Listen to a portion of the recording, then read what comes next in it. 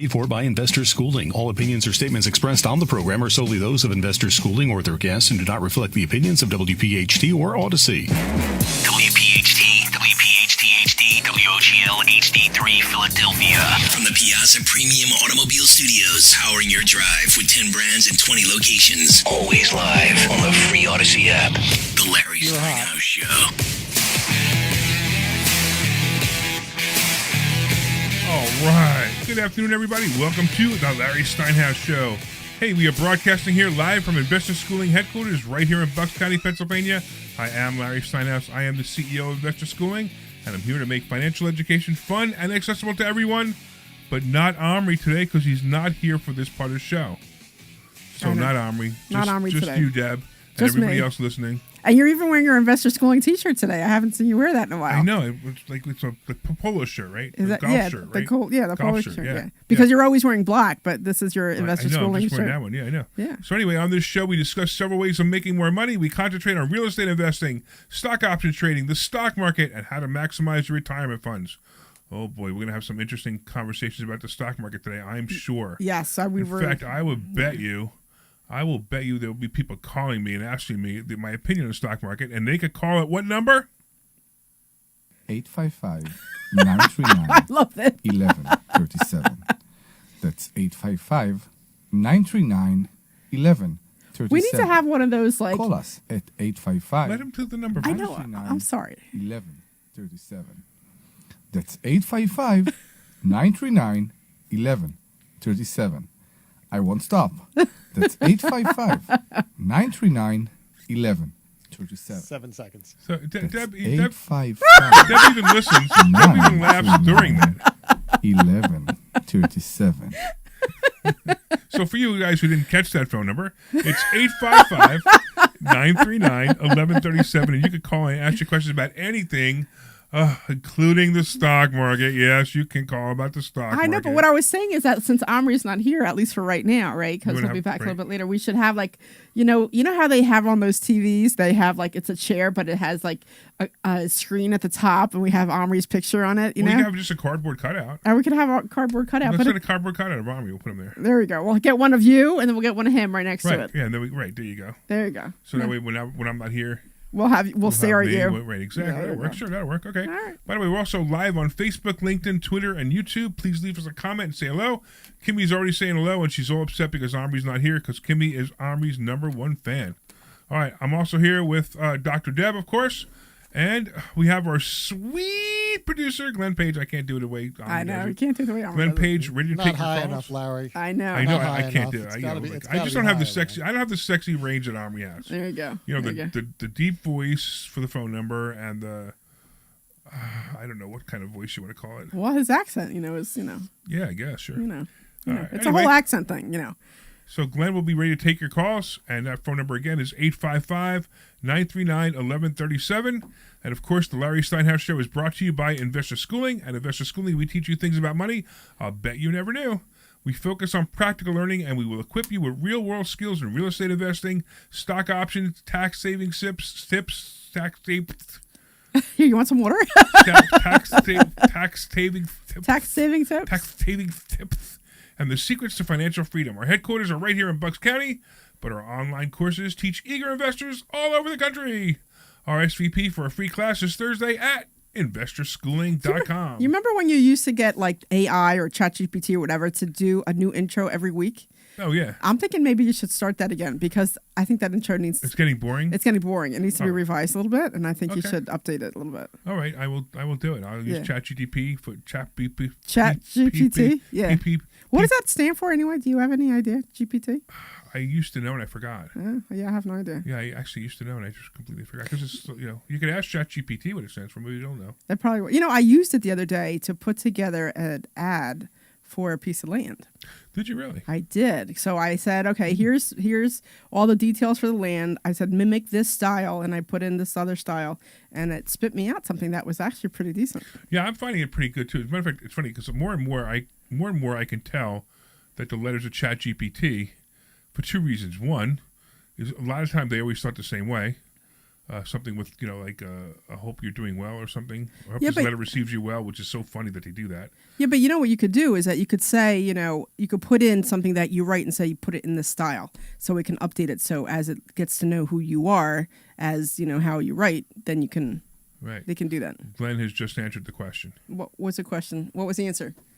Generative pre-trained transformer. Okay. All right. Thank you, Glenn. Generative pre-trained transformer. So the real question is, did Glenn know that, or did he have to look it up on Google? I bet you $100 you had to look it up on Google because who knows any of that he's stuff? not even. He's rolls off the tongue. He's writing it to us. He doesn't even want to say it, right? That just shows you that he looked it up on Google because he probably had to cut and paste it because it's so many letters. So many words. I looked it up, but I did type it. You did not. I don't believe you typed that. You copied and pasted that. That's funny. You had to. Actually, this is ChatGPT talking to you right now. Glenn left the room. Yes, in the I'm voice taking of, over. No, but it was voice an of AI Glenn. who just called you right before the call, and it doesn't sound anything like you, Glenn. Yeah, I got a little excited because I thought we had a caller calling me wanting to know about the stock market.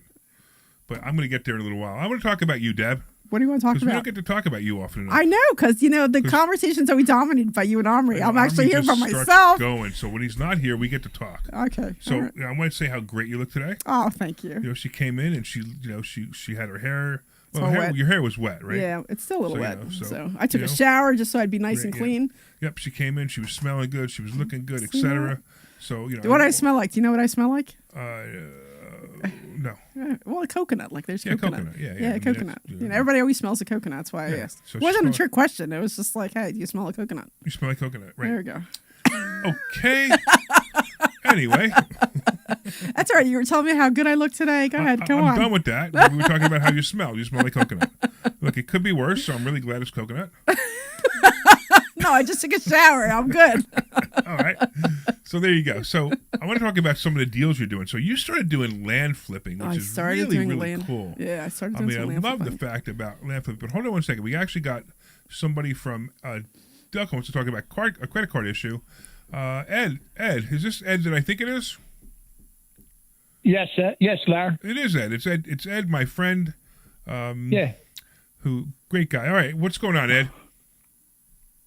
We spoke this morning. In Yeah. the meantime, I looked up, did some information. I want to contact the legal aid of Southeastern Pennsylvania, who will help me for free file a counterclaim. Yeah. Oh, okay. And You can do that. So why don't we talk? Listen, the audience has no idea what you're talking about right now. So why don't you start from the beginning?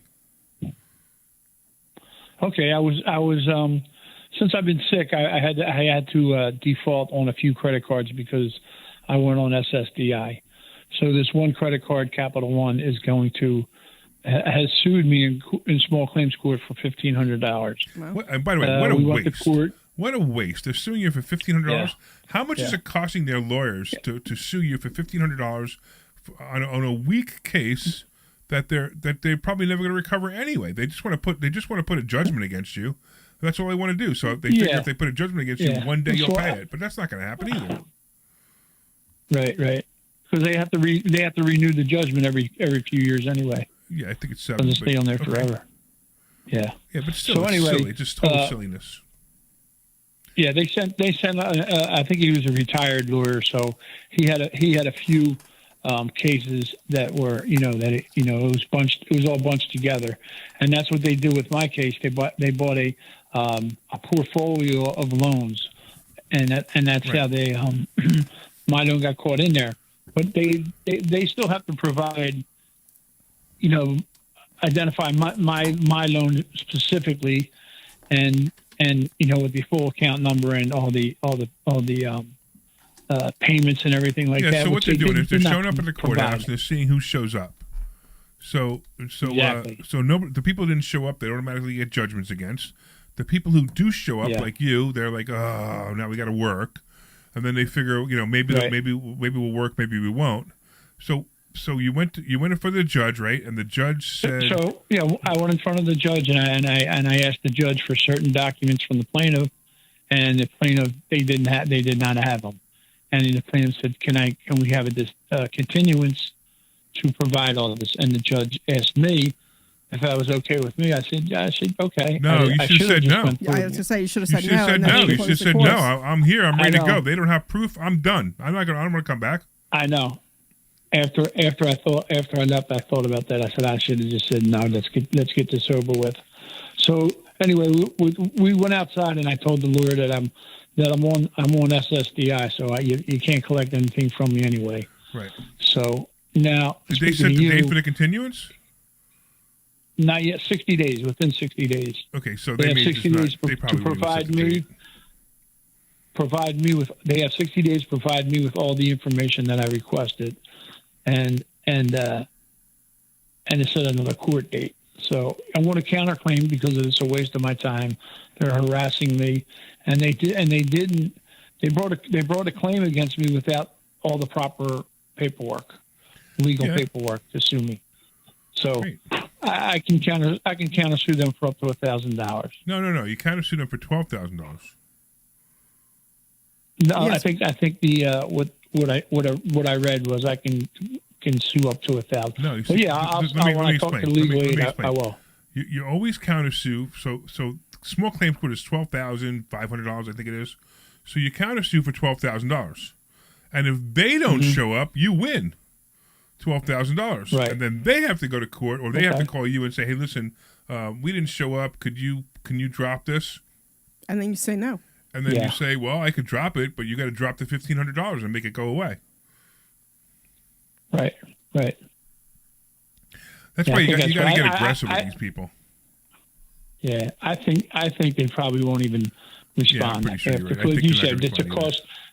Is it cost effective to respond and go back to court again with me? You know, Exactly. because they know I'm going to go back to court. Yeah, and that's just something else that they I just want to let you know I appreciate the voice of the counterclaim, especially when I notify them, and I want to go to court, and then I want to notify their court, their lawyer, that I'm going to countersue them. They'll probably drop it. Yeah, they'll either drop it or it'll just go away. But why don't you wait until you get the continuance date? Because they may be done with this already. They may have just already put you in the garbage. So don't file the countersuit until you get the continuance date. Then you file the countersuit. Okay. You know? Yeah, I'll respond. Yeah, that's what I got. I'll respond to that date. Because they ask you if you intend to defend. Right, exactly. If you intend to And defend, okay, you say that's yes, what and that's what I'll then you say. immediately file a countersuit. So you go right in, and you can do it yourself. You don't really need a legal aid attorney. If you want to have a legal aid attorney, it's fine. But you could just do it yourself. Just go to courthouse, file it, and you'll be done. Very cool, man. Yeah, I have all the so it just feels good to fight back against these people, because. Right. So how's your hunt for it's a kidney, correct? Yeah. How's your hunt for a kidney, man? It's coming along. I'm down with Penn now. I gave up with Temple. I'm down with Penn, getting evaluated with Penn. It seems it's going to be a lot better with Penn. All right, good. Like I said, I got to lose. They said I got to lose 20 pounds. I lost 5 pounds already. So I got 15 more pounds to go. It's not going to be that hard to do. No, it's not. So just go do it. We talked about this on our webinar this morning. Go do it. Get on. Yeah, that's. Get on that and write it down and write down a That's goal. That's my goal, 15 pounds. and that's my job. That's my job for this week, right? Exactly. All right, man. So I appreciate you calling. I just want to fill you in. Good luck. Good to hear from you, Ed. Thanks, Larry. And hopefully we'll see you Monday night. Bye-bye. See you, man. Bye-bye. All right. So that raises actually a question I'm wondering, and maybe you can answer for me. So say if you're married and your husband or your spouse racks up all this debt and you don't, and you're not, they have their own card. Right. And something happens to them where they pass away or something. Are you still responsible for that? It's a really good question. This is why I tell people all the time, you should not joint your credit cards. Right. So you have a credit card in your name. He has a credit card in his name. Right. They're completely different accounts. They're not. Don't become authorized users, and don't get attached to your significant other, because this is what's going to happen. If one goes down, you take the other one with you. Right. So, and also, so if I was to die tomorrow, and I don't know, let's say I owe $200,000 worth of credit card debt, my wife doesn't have to pay it. Okay, that was and my she's question. actually instructed not to. Okay. I told her, do not pay any credit card bills unless they have your name on them. And when they start calling and they say, oh, we're going to sue you, say, here's my lawyer's number, here's my lawyer's name, good luck, because you're going to lose. Because that's number one reason why you should separate your credit cards. And here's a very close number two, is because if one person has bad credit and the other person has good credit, you can use their credit. So, like they can get a credit card and you can use it. That's why it's called significant other, right? You know what significant other stands for? Sign if I can't. Yes. Sign if I can't Sign other, if I can't, right? Yeah. Sign if I can't other. It's perfect. It's the greatest way to describe it. So if your significant other has bad credit, you can sign. If you have bad credit, they can sign. So it's don't mess up both credits because one person fell behind. Okay. This happens a lot, where couples, especially young couples, they get credit cards together. Like, hey, we have a credit card together. Oh, it's so great because we're married. We love each other, and we love each other so much that we now have a joint checking account, and we have a joint credit card together. Big mistake. Yeah. Joint checking account, not a bad idea. It's actually a pretty good idea. You might also want to have a separate bank account for you and a separate bank account for him. Yeah. Because that's just other things you should be able to do. Because remember, you're married. It doesn't mean that things aren't going to happen. I'm not talking about like the marriage breaking up. No. I'm talking about money. I wish I knew that early on. Because I've always made a little bit more than my husband, and if we just kind of had a joint checking account for like the joint bills, the house, all the stuff to do with the house and the kids or whatever, and I kept my money separate, I'd have a lot more money. Well, and that's true too, but you might not, because you might have just said, look, a lot of people are like, well, we have joint checking accounts and the mortgage is $3,000, so he pays $1,500, I pay $1,500. That's okay, but maybe you say, hey, listen, if I'm making $100,000, he's making $50,000, then you pay $2,000, he pays whatever ratio you want to do. Right. But just keep it in mind. Or you say, hey, listen, I'm going to pay the mortgage, you pay the electric bill. Yeah. And that's okay. However you want to arrange it, just make sure. No, I guess I would have been more likely to put more money aside. That's all. I guess is my point. Because instead of just putting everything, like, because when I was seem like a spendthrift.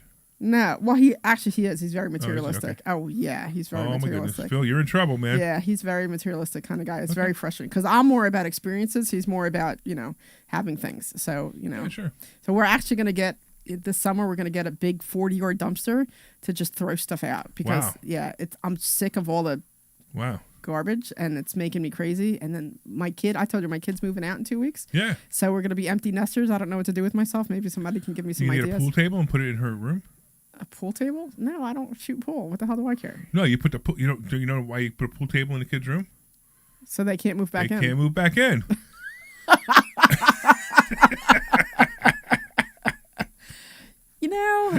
So. Yeah, hey, look, Dad and I learned pool. We have a great time. Watch me hit this ball. Boom, off the table. Yeah, but we're still learning. But hey, But there's no bed in here, so I don't know where you're going to sleep tonight if you just think you want to move back in. Yeah, no, whatever. We'll deal with that when it comes to it. So, but no, it's just as funny.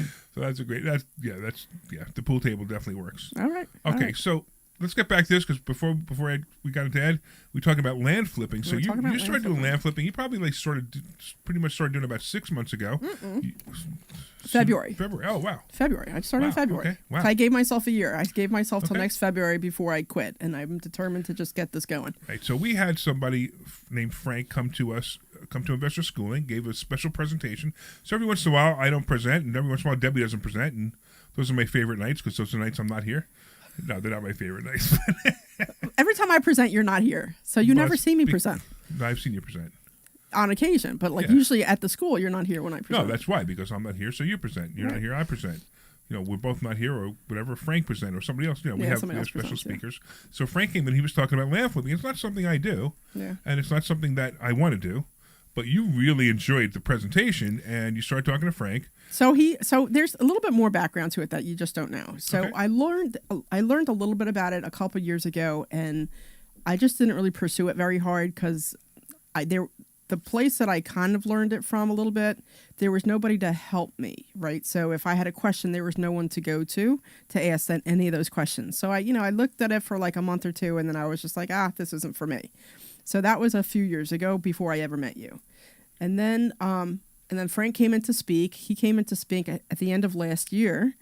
And I'm watching him like, I know I can do this. I need to do this. Of course you can do it. And then, whatever. And then I let the whole thing go. And then he came to, again, I think in January or February, and I'm like, oh my gosh, I need to do this. This is ridiculous. So then after he presented, I went up to him and I said, hey, Frank, would you be willing to mentor me on how to do this? So that's kind of a little bit more of a background that you don't know all of everything about. Okay, good. So now you've got 2 deals on the contract. Is that right?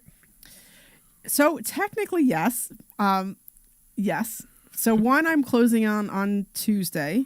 Right, and you're actually buying that piece of property. I'm buying that piece of property. And then you intend to sell it. And I intend to sell it. So I'm buying it.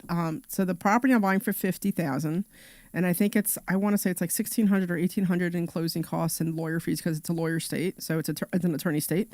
So they get their cut. That's how that works. And then we already have the real estate agent in line, and he is going to sell it. So the next day it's going to go up on the market. He writes the ads. He takes the pictures. So this is Frank's guy that he's been working with, and he's already set to do it. He gets his commission, so he's going to list it for $75 with the goal of selling it for $70. Okay. So so it'll be a nice little deal. Yeah, you'll make a couple of bucks. Yeah, make a couple bucks. So then you've got so tell me what you're doing with this. So how are you getting leads?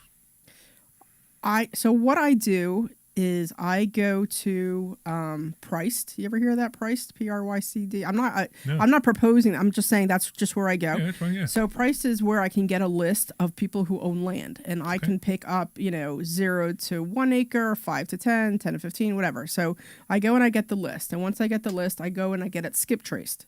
So once I have it skip traced, I load it into a program, and I get just so skip traced. So you guys don't know, it's somebody looks up the actual phone numbers to make sure that they're accurate.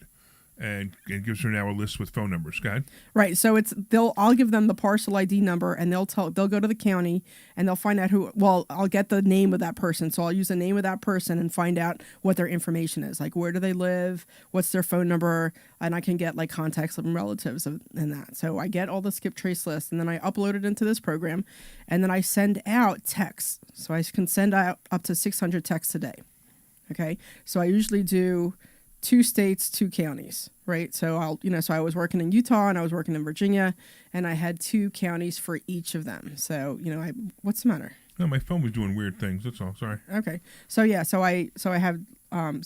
was sending out 300 for one county and then 300 for another county, and then the leads kind of come in. Well, what's nice about text as opposed to sending out mailers is I get responses like in 10 minutes. Sure. I get responses right away. Sure. So I get the responses of, no, I'm not interested. I get the responses that are not very nice. And then I got the responses that are, give me an offer. And I have a couple responses that say, sure.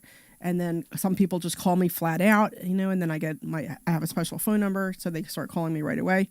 And then I start asking them questions like, are there utilities there? Is it near a road? Do you have access to it? How many acres? Who owns it? Why are you selling? Just same kind of questions that you ask for anything else. And then I go from there. So if they're interested, and I'll give them a range offer, or I'll give them and then I'll go back and do some due diligence, and I'll give them an offer. And if they accept it, then I'll send them paperwork so that they can sign. So very cool. And once they get the paperwork, then I start doing like the real due diligence, like paid due diligence, can you build on it? All that kind of stuff. And then we go from there. And then if everything goes good, then I get aerial shots of the place. I have this one place in Utah I got drone pics of, and the guy did a fantastic job, like really, really nice pictures. And then I build the ad, and then I try to sell it. So this is pretty cool. So you're buying land, and then you try to resell it. And then, so this is just, it's an ongoing process. You're buying, you're selling, you're buying, you're selling. Yeah. Very cool. I think it's awesome. I've noticed that you're really into it. So one of the things that we talked about in the past is, if you're really into something, if you're really doing it, you eventually are going to become very good at it. And that's what you're doing. You're becoming very good at it. I'm still learning. So I always say that. I'm still learning. Well, you've been doing it for 3 or 4 months, 2-3 months, whatever. 2 months, yeah. So I'm still learning. Of course you're not perfect at it yet. Yeah, so I'm definitely still learning. But I'm learning a lot. I mean, I've been figuring out that some states are not so great. I'm figuring out that some people respond or not so nice. Real estate agents aren't that great? I'm learning that some real estate agents are really hard to get some good ones who actually respond to you and actually are interested in getting business, So that's, I don't understand that one. But, I do. I've hung around real estate agents. I understand it. I think the one time I reached out to 30 different real estate agents, and like none of them got back to me. It was just like, what is wrong with these people? Like, don't you want to, don't you make money on commission? You know, and the commission for land is closer to 7 or 10% that they get. So it's just like, you know, it's not 3.5%. And what do they have to do? They have to list it and wait for a phone call. They have to list it and wait for a phone call. Like, really? You know, if you're selling a piece of land for 60 grand or 80 grand, you're getting 10%. You know, that's a fast $8 grand for you. Yeah, you know? exactly. So I don't understand that part. I don't understand real estate agents at all. So I have determined. Most of them think they have a job and they don't. They have a business and they don't know how to do it. That's why they don't make any money. So I'm determined to. I was telling Frank, I'm determined to do this for at least a year till next February.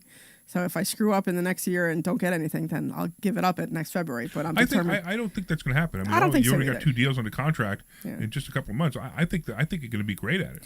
Yeah, I hope so. Like that. The goal is to. So that's the goal. So the goal is to replace my medical writing business with full-time real estate. That's That'd be cool. That's my goal. That's my goal. I think you should keep your medical writing business. Well, I'll probably keep like it on the side. I don't think I'll quit it completely and just not take on big projects. I'll do like I'm covering a couple conferences. You know, I'll cover the conference or I'll do some trainings and you know. You'd be proud of me. I'm doing a training at the end of May. So a friend of mine called me up and said, do a 2-day training. So the 2-day trainings I like to do. The 2-hour classes, not so much. No, you like doing a 2-hour class. You just when you were in a funk and you didn't want to do it for a while. But then we saw you do it on stage in Tampa. Yeah. So Deb and I went to Tampa. Well, you know, we had this event that we called Money Game Live in Tampa, and Deb was on stage, and Deb was phenomenal. Everybody was like, "Wow, that was great," and they all said I was great too. So you know. I think I might have had a lot to do with the atmosphere because it was a really nice atmosphere. It was fun, actually. It was fun to go up, and there's a lot of good people there, and it was a good vibe there, and everybody was happy to be there, and it was, you know, maybe you're right. You know, maybe you're right. Right. You know, it was the vibe, but I don't know, it was fun. So you know what we're going to take a break, and then when we come back from the break, I want to talk about the stock market. The stock market. I was just talking to a friend of mine about that yesterday, and she's freaking out. Yeah, and I'm like, it'll come back. Relax. Is she a Democrat? She's a Republican. Oh, okay. She's a Republican, but she's very negative. Trump and the stock market too. All right. So what we do is go to commercial, but I want you to write this number down, or I want you to start dialing now: 855-939-1137, 855-939-1137, 855-939-1137. And the reason is I want you to call and I want you to ask me questions about the stocks you have, what your panic is over what just happened, and what do you think it's going to be. We'll see you in a couple minutes. Hey, this is Larry Steinhouse with Investor Schooling. You are clear. I think you're going to listen to my voice before you finally go to investorsschooling.com. Boost. I can't believe you haven't signed up for a class yet. Okay. You're going to learn real estate investing. You're going to learn stock options trading. You're going to learn things about money that you didn't even know existed. Go to investorsschooling.com right now. Oh, my goodness. This Thursday, investorsschooling.com, and take that free class. See you there. Hey, this is Larry Steinhouse with Investor Schooling. Listen, I know sometimes you worry about coming to see me because you don't want to invest in real estate, because you don't want to deal with toilets, trash, or tenants. I'm going to teach you a way that you don't have to deal with toilets, trash, or tenants, or even own any real estate and invest in real estate at the same time. You want to learn this, so go to investorschooling.com. That's investorschooling.com, and take a complimentary class this Thursday, and I promise you, no toilets, no trash, no tenants. This is Larry Steinhouse with Investor Schooling. Listen, you need to take a complimentary class this Thursday. You need to learn how to invest in real estate. You need to learn how to invest in the stock market. You need to learn how to invest in stock options. And you need to learn how to make more money than you've ever made before. Why aren't you here? So where is Come to investorschooling.com. He'll be here. Take a complimentary class this Thursday and learn. That's investorschooling.com. Take your complimentary class. Are you trying to say that you're not good enough with Omri not here? Me and Larry just aren't good enough, Glenn? No. Just be careful, though, Glenn. Leverage the stock Soon we're not going to have you over for lunch after make all. a lot of money. That's right. We have something that we teach called stock options, and you can make a lot of money. I was just looking at playing his phone number again. I was like, stock options. Yep, you got to learn how to do it. So go to investorschooling.com, and you will learn how to do it. Take a complimentary class this Thursday, and I'm going to teach you that and more. investorschooling.com. That's investorschooling.com. How about 30 more seconds, Larry? Do you want more time? Yeah, okay. Fine. Hey, this is Larry Steinhouse with Investor Schooling. I've been talking about myself for Larry all loves these years. listening to himself Now it's time talk. for you to hear from one of our great clients. I got a lot of them now. Lives up to the promises. 11 of them. Larry's a great teacher. He loves listening to Teaches himself about talk. the whole new approach to thinking about money. I've taken to heart many of the things that he's taught me, and my financial life has improved. I love Charlie. Come He's to such a Investor sweetheart. Schooling, and you could be just like Charlie and change your financial life. Go to right, we're gonna be investorschooling.com. coming back. We will see you Thursday. This program is paid for by Investor Schooling. You're back. I'm back. Oh, okay. I'm just listening to the music. Larry's It over sounds here so good, dancing. right? Larry's over here dancing. All right, welcome back to the Larry Steinhouse Show. I am Larry Steinhouse. I'm here with Dr. Deb, and we are talking about real estate. We're talking about the stock market. We're talking about all kinds of cool stuff. And Dr. Deb reminded me something over the commercial. So last week, Yeah. it was Sunday, and I get my car. So on Sunday, they repeat this show from 3 to 4, Right. which is great. I'm really happy they do that. They repeat the show from 3 to 4. And I get my car, and I don't even think about it. You know, I always got PHT on because, you know, I'm really not into music, and it's really like the only station I listen to is PHT. Okay. So I get into the car, and the radio comes on, and I hear this voice, and I'm like, who is this guy? This sounds great. And then a couple of seconds later, I realized it was me. So, yeah, so Dr. Deb is right. I love my voice. You do. know, I am definitely, you know, You love to hear yourself talk. I guess that would be the true meaning of a narcissist, although people don't understand what a narcissist is. They keep using this thing as narcissists are people who manipulate people. That's a manipulator. A narcissist is just someone who's in love with themselves, Yeah. right? So that would be the true meaning of a narcissist. So you know, I You're love just- myself, You love yourself. but everybody should love themselves because everybody should be a narcissist. Everyone should love themselves. No one should not love themselves. Okay. If you want to be a manipulator, that's totally different. That's not what a narcissist is.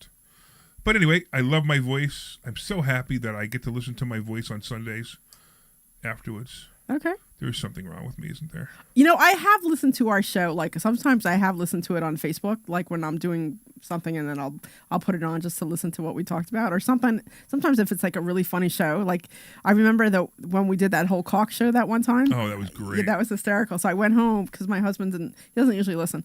So I went home. I said, we had this like, you know, whole funny skit on the whole Cock thing. So I played it for him, and we were both laughing at home. Yeah. But sometimes I'll listen in, or sometimes if I'm not here, I'll listen to you guys to see, you know, if you're talking about me. Sure. Well, you know, I'm not here. Oh, we always talk about it. I know. So I always have to hear what you have to say. So lots of times I'll listen in. And you know, and look, and I like the show. Actually, it's not a bad show. No, it's not. You know, we get a lot of people saying how great it is.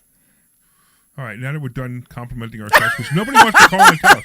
Listen, call in and tell us how great the show is. 855-939-1137. 855-939-1137. No one's calling and asking me questions about the stock market. It's because Omri's not saying the phone number. So maybe we should have Omri do the phone number. Have Omri say the phone number. There we go. Let's do Omri do the phone number. Glenn? Glenn, are you there? I was taking a call. You want Omri? Oh, no. Go ahead. We'll do the call. We'll do the call Yeah, take first. the call and then play the phone number from Omri. Hang on. All right. It's like, Whatever he's doing. oh, okay. I was taking a caller's info.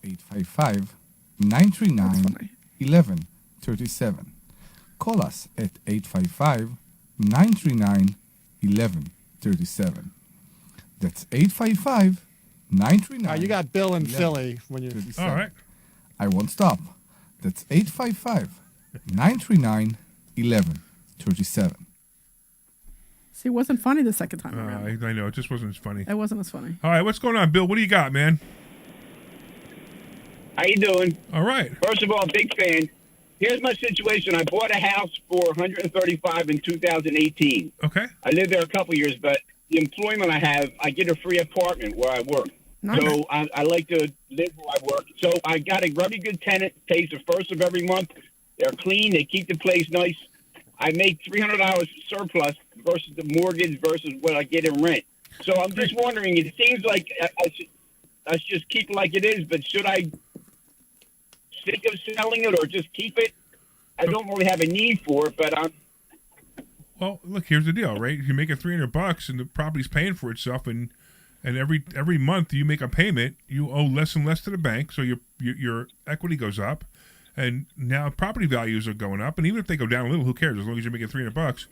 How long have you been making $300 extra? For like 3 years. So you haven't raised the rent yet, then, huh? No, I don't want to because I have a really good tenant. There's a young couple. They just had a baby. The baby was born in the house. I don't have a need for the money. Well, so you could could raise the rent $100, and they would pay it. I could raise it $300 actually, but yeah, and they would pay it. So it's up to you. You know, one of the best things about owning rental property is that you get a raise. You can write yourself a raise. So we're trying. Well, maybe I don't know if they. Okay, I hear what you're saying, though. But it's safe. I should just keep what I'm doing. And is there anything that I should do to make it better, or? Buy I know more. it's a generalized question, but buy more. Excuse me. Buy more. I'm sorry. Buy more properties. That's what you can do to make them better. Well, you see, I had really good credit, but I refinanced my credit cards, and now my credit score is in the dump until I finish paying them. So first of all, one thing has nothing to do with the other. You could buy properties all day long without any money, without any credit. So that has nothing to do with it. Come to me. I'll teach you how to buy properties with absolutely no money. Okay, where is your? Okay. Go to invest. Good meeting. Where is your school? Go to investorschooling.com. We're right here in Langhorne, Pennsylvania, right off the Newtown bypass. Go to investorschooling.com. Sign up for class. You could be here this Thursday, and I'll teach you something. That's what I do. I teach money. I teach real estate. I teach the stock market. I teach a whole bunch of great ways to make money. And I'm telling you right now, if you want to be a serious real estate investor, and a serious real estate investor could be 5 properties, 10 properties. If you want to replace your income, you definitely want to do this. Yeah, I don't know. I won't always be as lucky with the tenants, and I do property management, and I know all the things about it. And I don't know if I want to have to deal with that with 4 or 5 people. Well, there's no such thing. With the one I have. There's no such thing as bad tenants. There's only bad landlords. Well, that's me. I'm that's probably me. But well, I'll teach you how to be a good landlord. Okay. All right, I'll bite, Mr. Steinhouse. Listen, I'm going to give you information for free. Come take it. What do you got? What do you got to lose, right? I know. You're right. I mean, I always find it's so funny. It's like, well, what does it cost me to come to your school? It's free. How much does it cost to come, though? It's free. How much does it come to cost? It's free. So come to class. It's free, and you'll take a class, and we'll invite you back to another class, to a Monday night mastermind, and then at that point, we'll talk to you about becoming a student. If you want to do it, you do it. If you don't, who cares? You learn something for free. Learn something for free. You learn something for free. And I'm going to throw it out there that I am buying a house, and I have used none of my own money, and I'll be getting a check of around $55,000 back at closing. There you go. That's awesome. That's coming up in the next couple. I guess you taught her how to do that. I always thought my credit score, because I had up to like the high 7s, and then when I redid my debt, bang, it's down to like 560. Well, if your credit score is down to 550, there's something else wrong. If your credit score is less than 600, there's something else wrong. But I can look at that for you too. No big deal. And who cares? Yeah, you don't need your credit score anyway. All right. Well, can I ask one question about that credit score? You can. Why would you say something else is wrong? Because maybe there's something I'm missing. It was like in the high 7s for years. Yeah. And then once I ran my credit card debt up, and I went to redo it, and bang, it went down to like less than 550. It's just it's building back up again now. So do you have a Credit Karma account? Excuse me? Do you have a Credit Karma account? You know that company called Credit Karma? No, I don't know. All right. So go to creditkarma.com, open an account, and at least you'll be able to see what's going on. Yeah. Because it's a very valuable tool that they give you for how much? For free. For free. You just don't like. Mike just doesn't like. So I have a question actually. Did you use one of those programs that help you reduce your debt? Yeah, it doesn't. I don't want to say a name, but yeah, they were pooling my money and not. That's why. That's why. Went to credit counseling. That's why, because for them, I thought he said he refinanced it. Yes, but for them to do that, they don't. They tell you to not pay for like the first month, which is like their fee or something like that. The worst thing you could ever do, and then they lower the interest rates. But that's what I did. I thought it was Yeah. They gave it sounded really good, and I was giving them like $900 a month. I owed like $38,000 total. Oh yeah, that's a And mistake. I was That's- paying $900 a month, but Yeah, I they weren't paying misunderstood. everybody. That's why, because I did it years ago and it killed my credit. Oh, And, man. yeah, so I didn't know that at the time. So yeah, I that's thought what's you not said you good about them. refinanced it. I didn't realize you did one of those companies. So these companies, just anybody listening. I'm glad I answered the question. I definitely you can answer. I'm going to try to come to the class. Yeah, and come anyway. Try to Come make anyway, time. yeah. Come anyway. But here's the thing, Mike. Just and everybody else listening. Like, if you're in a lot of credit card debt and you're in trouble, right? And you're not paying it on time anyway, don't go to one of these credit companies, because I'm going to tell you right now, honestly, if you stop paying your credit cards and go bankrupt, you'll recover faster than you will with one of these credit card company counseling thing, whatever they call them. Yeah, So so just debit understand. counseling And, you know, services by the or way, credit nothing's counseling. ever What are you trying to say? absolute, right? Nothing's ever absolute. So yeah, just remember, whenever you give advice, just understand that there are exceptions to all sides. Yeah. So just know, but I would never have you do. You're better off going bankrupt than you are going to one of those companies. Yeah. All right, man. We appreciate the call. Let's go over to. We'll see you in class. Let's go over to Harry. What's going on, Harry? Hey, Larry, how you doing? Good, man. What's happening? Okay, here's I got a two-part question and two different questions. All right. First question is, I know that, and you correct me if I'm wrong, I know that if I sell a property and then buy another property, any capital gains on the first sale can be passed over to the second property. That's my understanding. Is that correct? Yes and no. You have to go through what's called a 1031 exchange. You have to do what's called a 1031 exchange, and you have to go through a 1031 exchange company to do that for you. So basically what happens is you're taking property A, and let's say you sell it for $200,000, Yes. and at the closing, the 1031 exchange, the custodian company takes the $200,000. You don't get it. And then that $200,000 is now used to buy another property.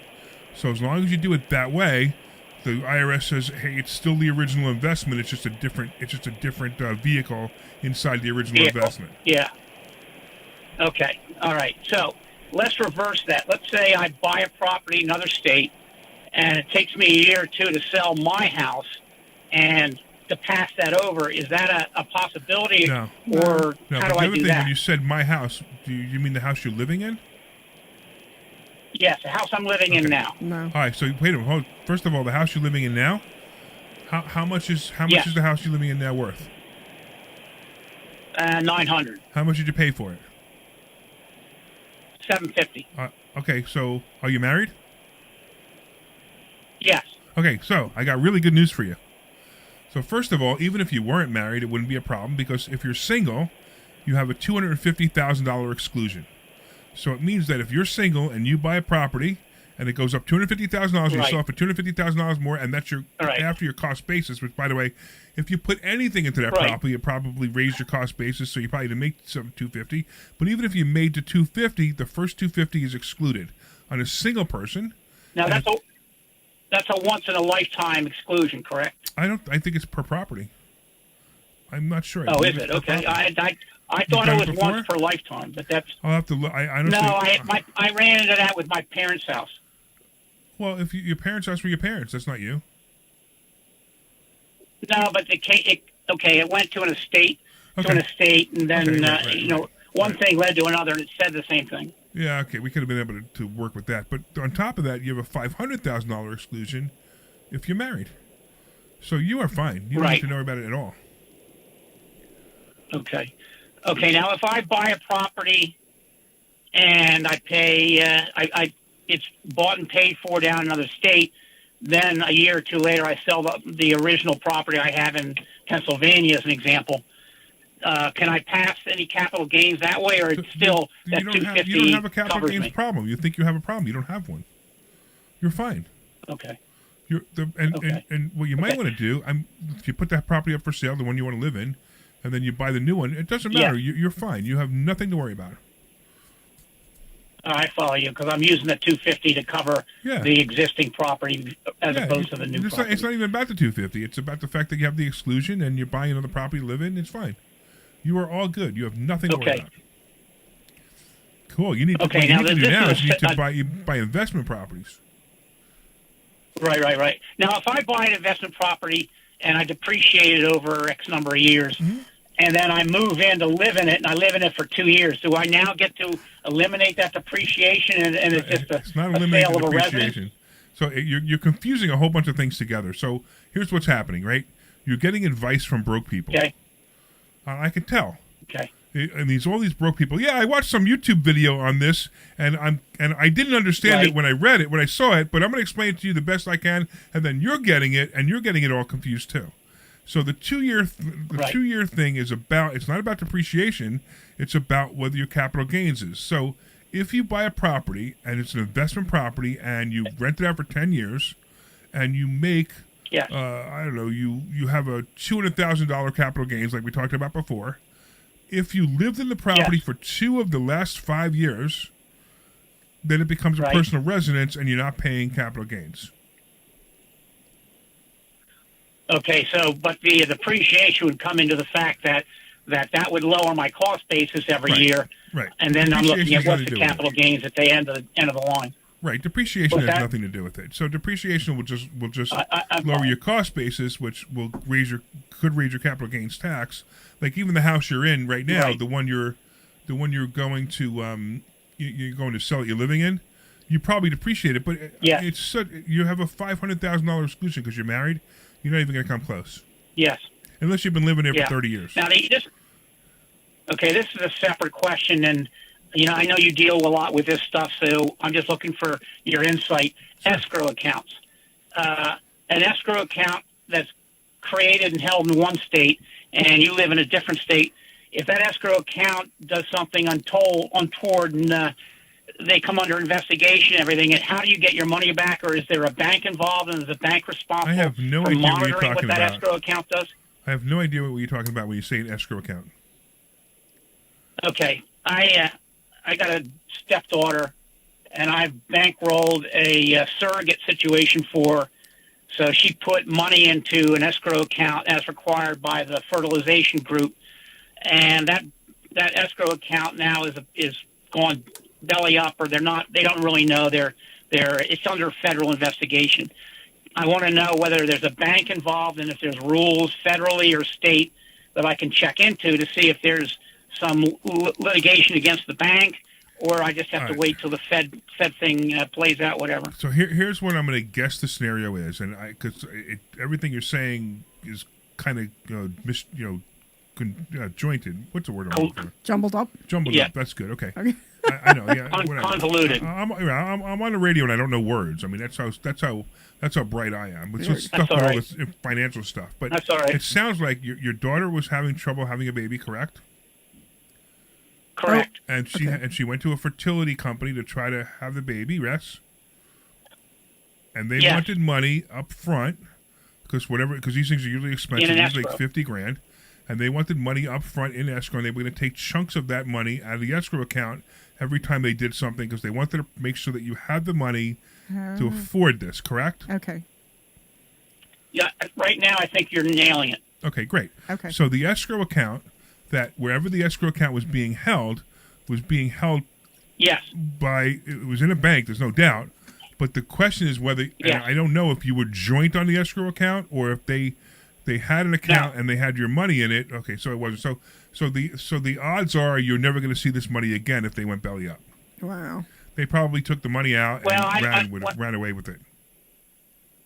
No, it's a little less than that because the person that was running the escrow account, I think, was using the money to invest in properties and then try to spin them off. So it's fraud. So the guy's going to jail.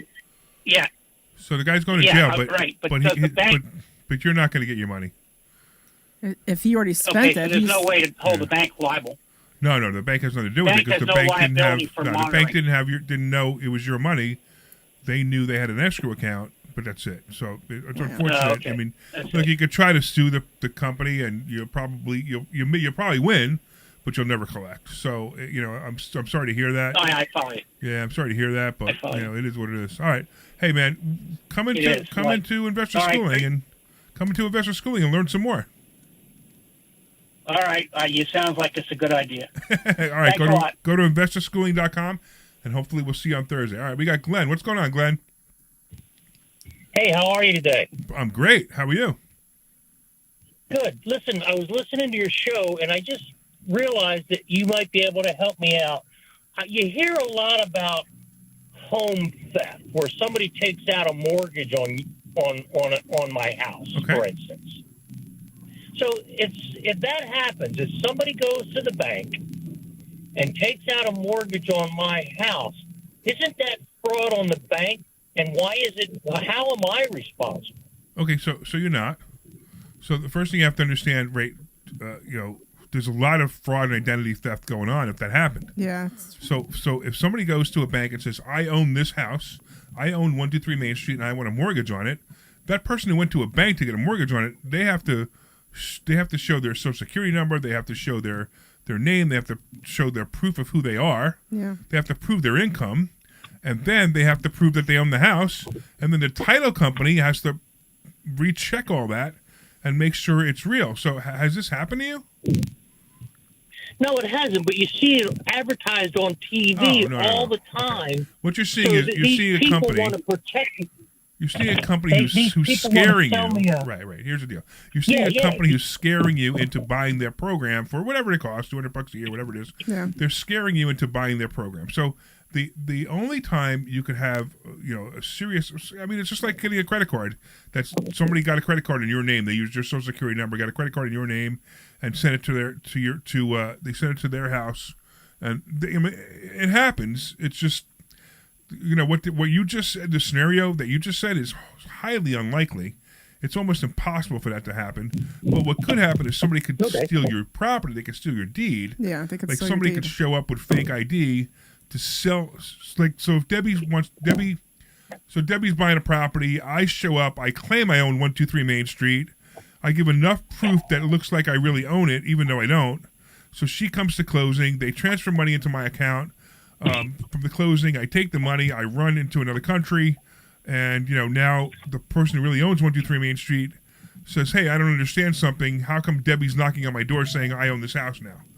But even that's slim to none for that to happen. It's very difficult for that to happen. Yeah. So what's happening, the real scam, is the people who are advertising on TV to sell me a protection plan. So it's not a scam. It's just something you probably don't need. It's like I'm going to sell you an insurance policy, and I'm going to charge you, $100 a year. Here's the insurance. It has to happen on Friday the 13th during a thunderstorm. Your house has to burn completely down to the ground, and it has to be Friday the 13th on a thunderstorm between 12 So what he's trying to say is the likelihood of it happening is not high. So, It's like having a life insurance policy that'll cover me if I'm on an ocean liner. Yeah, exactly right. Can it happen? Yeah, actually, the odds of you dying in an ocean liner are probably higher than somebody stealing your title. Well, so if somebody steals the title to my house, what my point is, isn't that fraud between that person and the bank, and I should have no responsibility whatsoever? Yeah, here's the problem. So what you just said was not the scenario you just gave.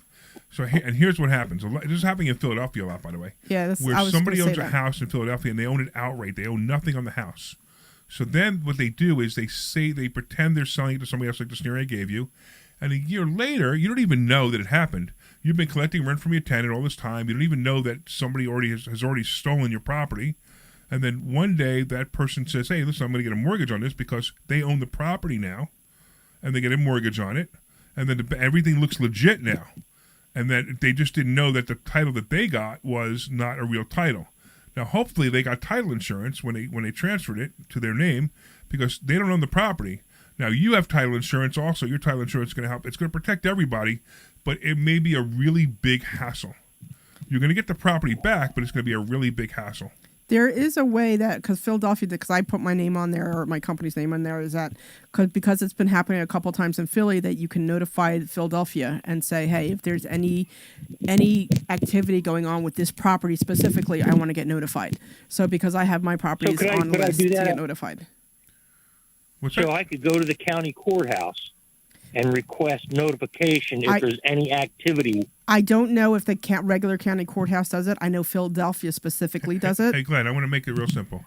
Don't worry about it. Don't lose any more sleep over this. Yeah, I think you're overthinking It's so not. Yeah. It's so not important. It's so unlikely to happen that if you're really worried about it, then go to that company that sells that title thing, whatever the heck it is. Yeah. So the only reason I did it was because it was kind of becoming a problem in Philadelphia, and I have some properties in Philly. That's the only reason I did it, and the only times I've ever gotten notification on it is when I put a mortgage on there. Right. So I see, and what concerns me is I just paid off, just got the deed in my name, just paid off my house. I'm a senior citizen. Last thing I want is to have a mortgage problem. You won't with this house. I don't think you're going to have that steal problem. Your property. They can't steal. So you ready for this? I'm even going to teach you that the greatest way to protect your property is with a mortgage.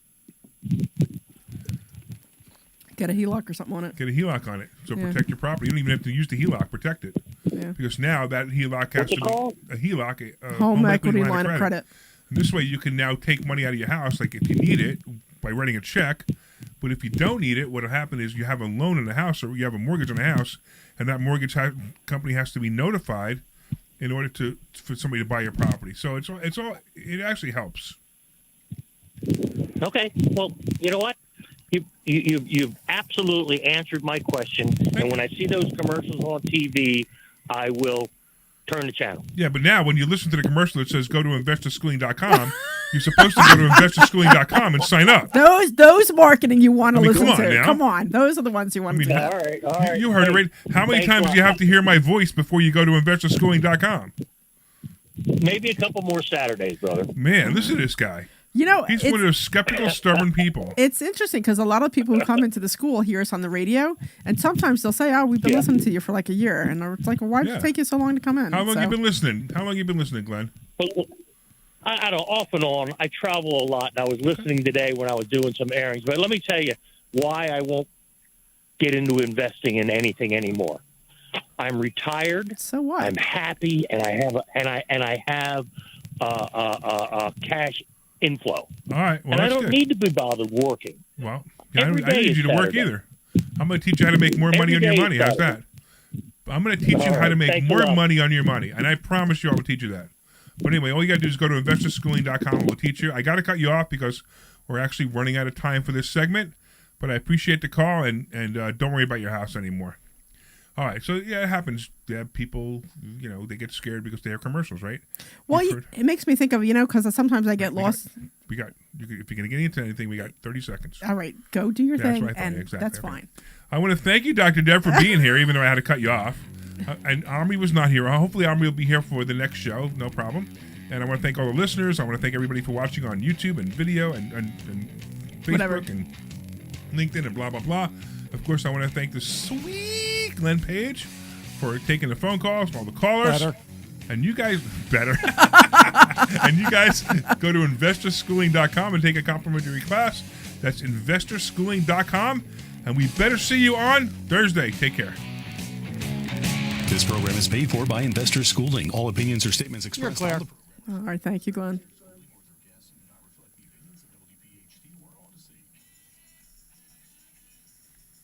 See if Omri's coming. All right, guys. You guys on the radio? You guys are on the radio. On Facebook and LinkedIn and YouTube. We're going to be starting back up in a couple of minutes. So just hang in there, and you can call in anytime at 855-939-1137 or ask your questions on Facebook. I'd rather you call because it's more fun when you call. He muted us. We're not even listening to the commercials on Facebook right now. So was that a good show? Who muted us? Who muted us, Glenn? Yeah. No. He muted the music coming in. Oh. So we can't hear it. We can't hear the radio. We can't hear the commercials. Yeah, do you want to hear the radio feed right now? I don't really care.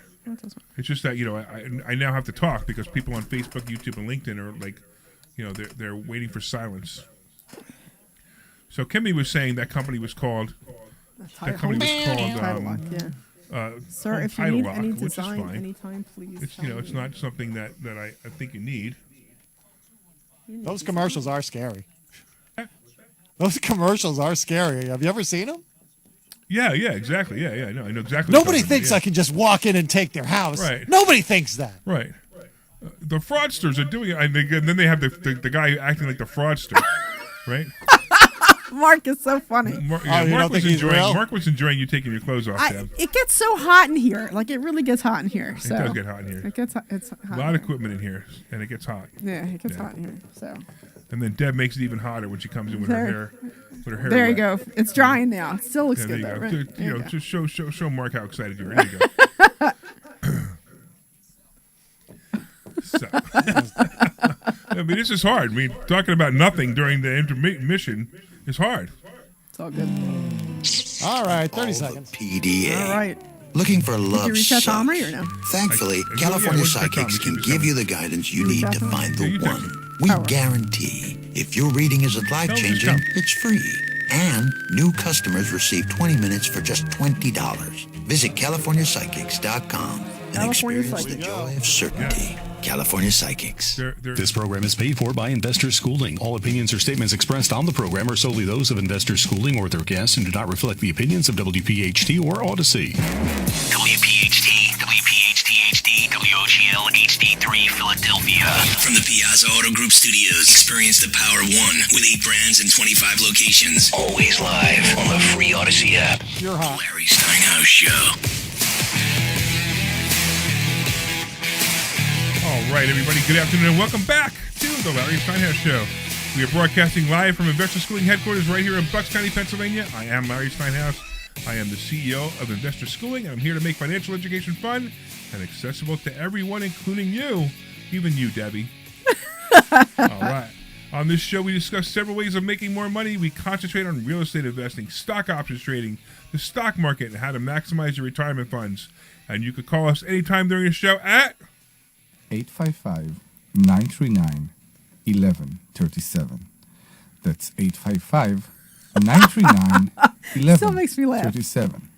Call us at 855-939-1137. That's 855-939-1137.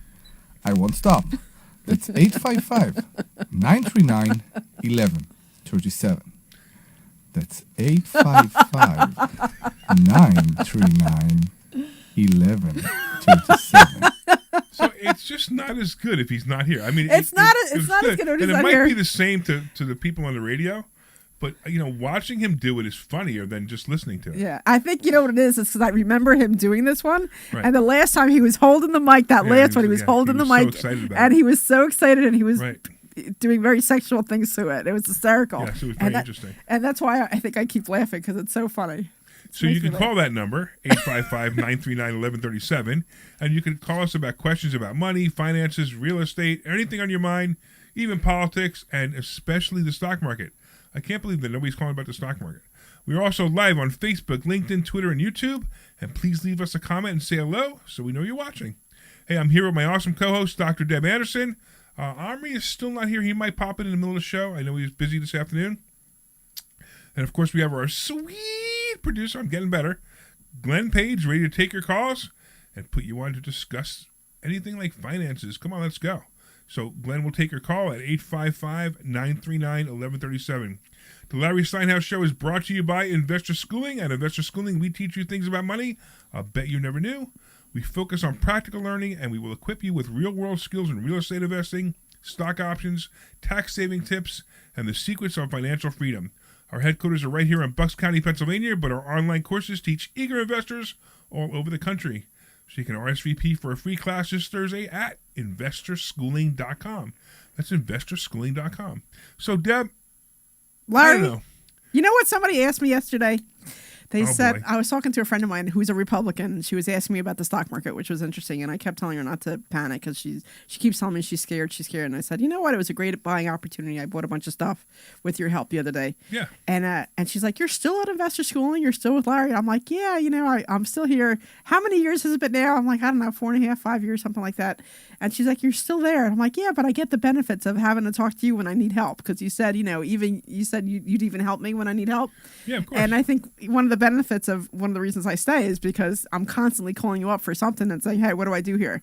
So it's just, I think it's interesting. So. And that's what it's all about. That's what, I mean, we become family, you know? Yeah. The students who stick around for a long time become family. Yeah. You know, Omri became family. You became family, right? You know, we have other people who become family, whose students that show up almost all the time. Yeah. And they're family, and anything that they need, you know, we're there for them.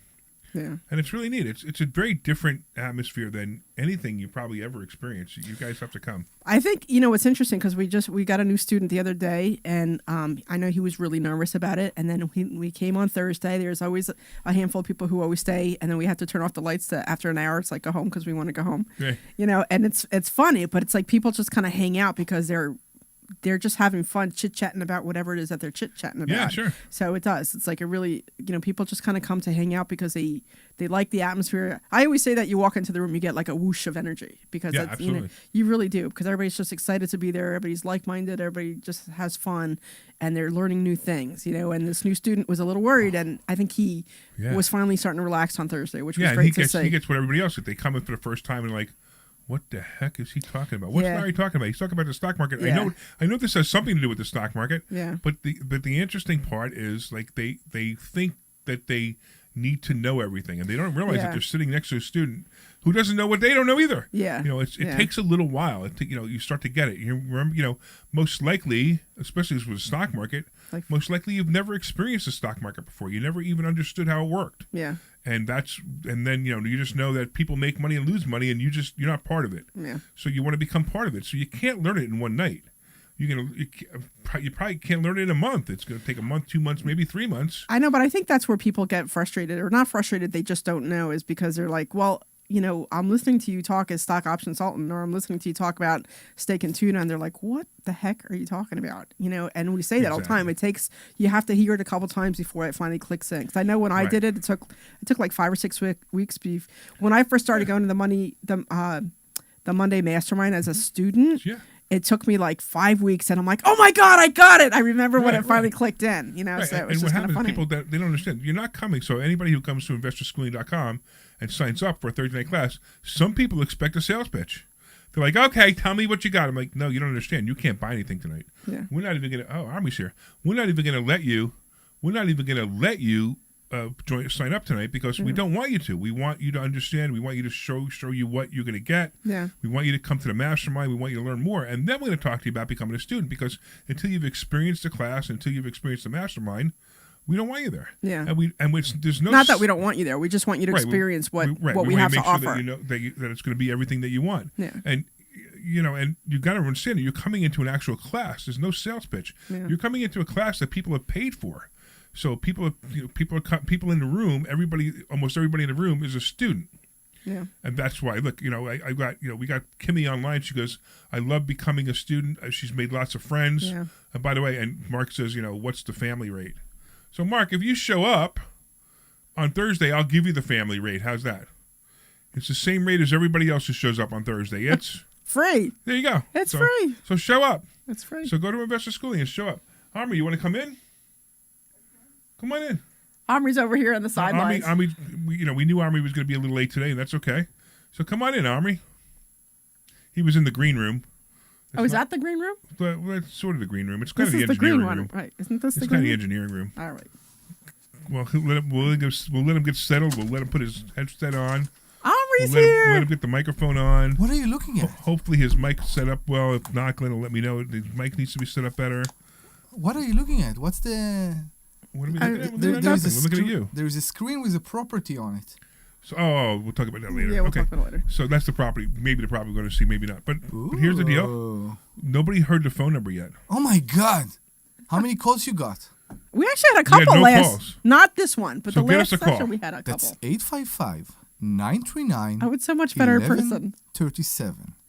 855-939-1137.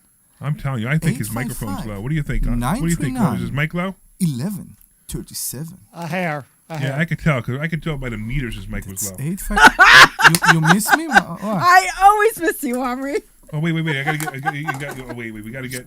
That's 855-939-1137. Oh my! Oh my!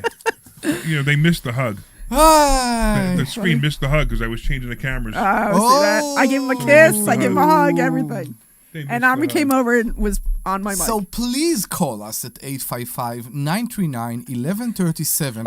I heard the subject from the technician room a bit, and I can't believe people still tied up to the fact that why would they come without knowing how much it costs?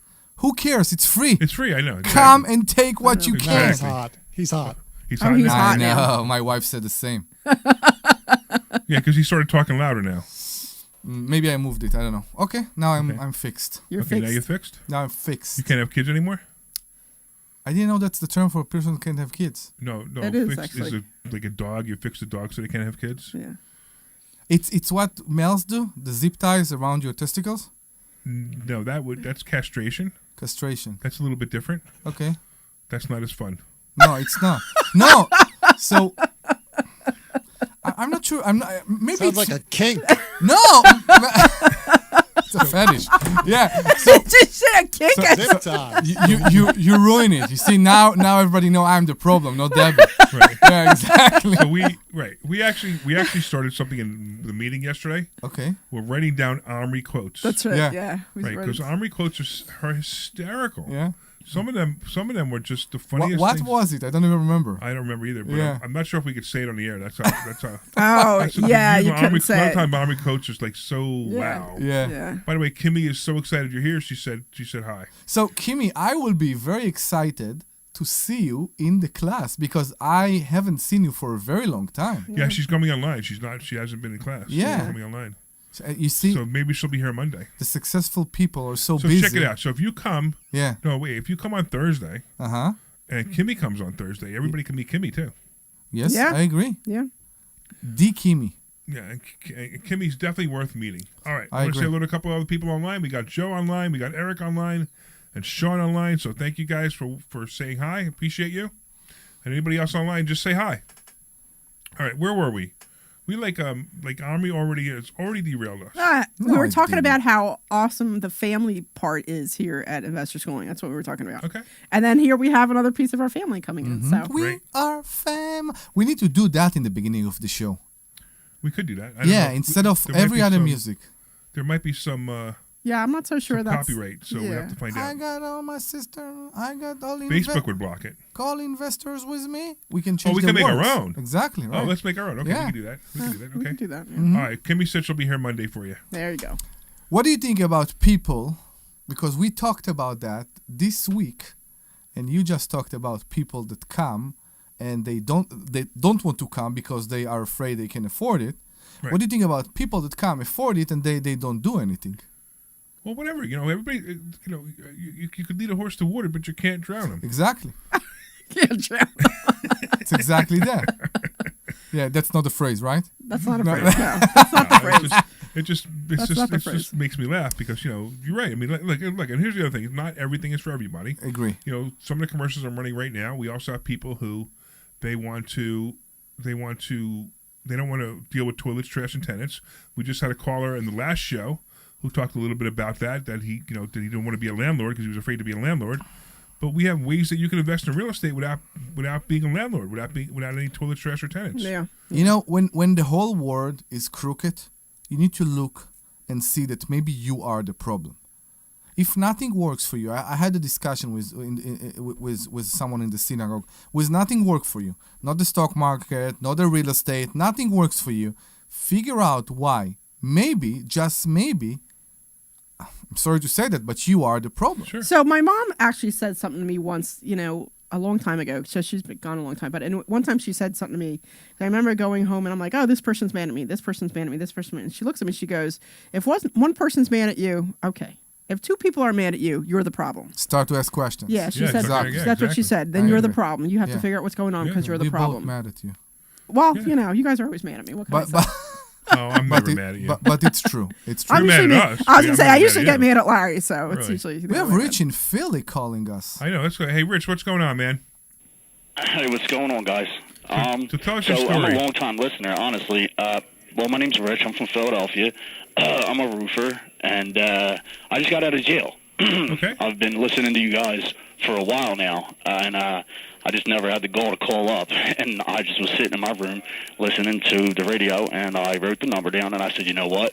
I've never had an opportunity to call you because I've been sitting in a cell for so long. I said, let me call. I had a few questions, actually. So hey, I have a question for you, though, Rich. Okay, and it's interesting because we get this a lot. And I don't know where you were. Maybe you could tell us. You know, I may ask you questions if you don't want to answer them. You don't have to. Exactly. Yeah. But I'm an open book. So okay, great. So first question. So where were you? Where were you located? I was in on State Road, Kern Farmhold Correctional Facility, Philadelphia. Okay. Because it's funny. We get people who call from jail.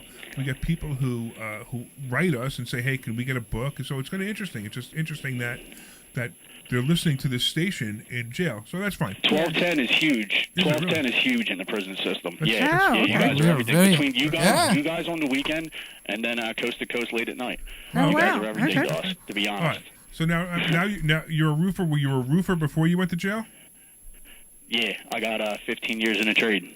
So great. So what happened that you went to jail? If you don't mind telling us. I got in an argument with a guy at a property. I offered him a quote, and then he tried to pay me in certain goods that weren't dividends. There was no money. He tried to pay me with something different. We got in an argument. I got in a fist fight. I never should have threw my hands at him. That's what happened. Okay. All right. So it was my fault. So a rage of anger. You couldn't plead it out. Well, I got out. He was trying to pitch me something. No. And I just wasn't having it. You couldn't plead that. I mean, the guy was that mad at you? That's not how the system works. Yeah. That's not how the system works. I mean, in the end, it all got squashed. Like, they could have gave me like a longer time. You know what I mean? But everything was found out in the end. I only did like a year. But it takes our system so backed up. It takes that long to get a guy in front of a judge. Wow. All right. Well, I'm sorry to hear that. But okay. So now your question is how you can get involved in real estate. Is that correct? Well, yeah, 100%. I've always had my eye on it, and if you know anything about the roofing trade, it's quite lucrative. Most of us don't do the right thing with our money. And I'm 40 years old. I'm just getting out, and I have no problem getting to $1. I normally make money pretty quick. My problem is investing it. So I never do the right thing with it. You know what I mean? I'll give you the first reason to come this Thursday. Okay, the first reason. You will have a room full of investors, and many of them need roofs. It's for sure. Because that's what we do. That's for sure. We all own real estate. We all need roofs. Right. And in your profession, that's not the reason to join. I get it. There's a reason to come. It's not a reason. Yeah, to I get what he's saying. 100%. Right. Your network's your net worth, and exactly. You've been building for a while now. Like, I mean, honestly, like. I've been listening, and it used to be you by yourself, and now you got a nice little circle of people in there. Yeah, exactly. So, well, Rich, that's just proof alone. Yeah, you need to go to investorschooling.com, sign up for class Thursday. It's free. Just come. We don't judge you. Okay. I mean, if you. Well, I'm in a halfway house, and I'm not allowed to be out until next Thursday. I'll be out next Thursday, though, for sure. Monday's my complete release date. So do it next week. Yeah, do it next Thursday. Yeah. You come when you're ready, man. Yeah. Come see me. I'll give you a free book. Well, honestly, I've been dying to get out there. Like, I've been listening. I've been locked in the cage. It's funny you say you get guys to call. I was always locked in when I was listening. So we'll be very happy to. I never really walked the yard with my radio. Yeah, and come see us. And we're the same people. It's funny. Everybody comes to class like, wow, they do a radio show right in the class. Yeah, it's the same. Like we don't. It's like whatever. I don't know. We're very non-scripted. It's kind of like whatever happens, kind of happens. This is who we are. Yeah. Yeah. We hear that a lot. It's funny. All right, cool. Excellent, awesome. man. We're looking forward to seeing you. Yeah. All right, looking forward to seeing you guys, too. You got to take care. Oh, thank you. I see my good friend John Jubilee is watching on LinkedIn. Thank you, John. I appreciate you. I miss you. You got to get me to lose another 40 pounds again because I put the 40 pounds back on that you helped me take off. So reach out to me and help me out with that. Are you still taking those pills thing? The injections, maybe? Yeah. That's keeping me down. It is? Yeah, I was at 262. I'm at 242. That's awesome. And I still got to lose. I got to lose 20 pounds just to get, feel good. And I want to lose 40 pounds. 200 pounds is where I should be. Okay.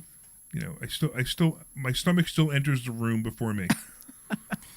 It depends. That's the least of the problem. I don't know what about you. For me, when I'm gaining weight, the first thing that affects me is the high blood pressure.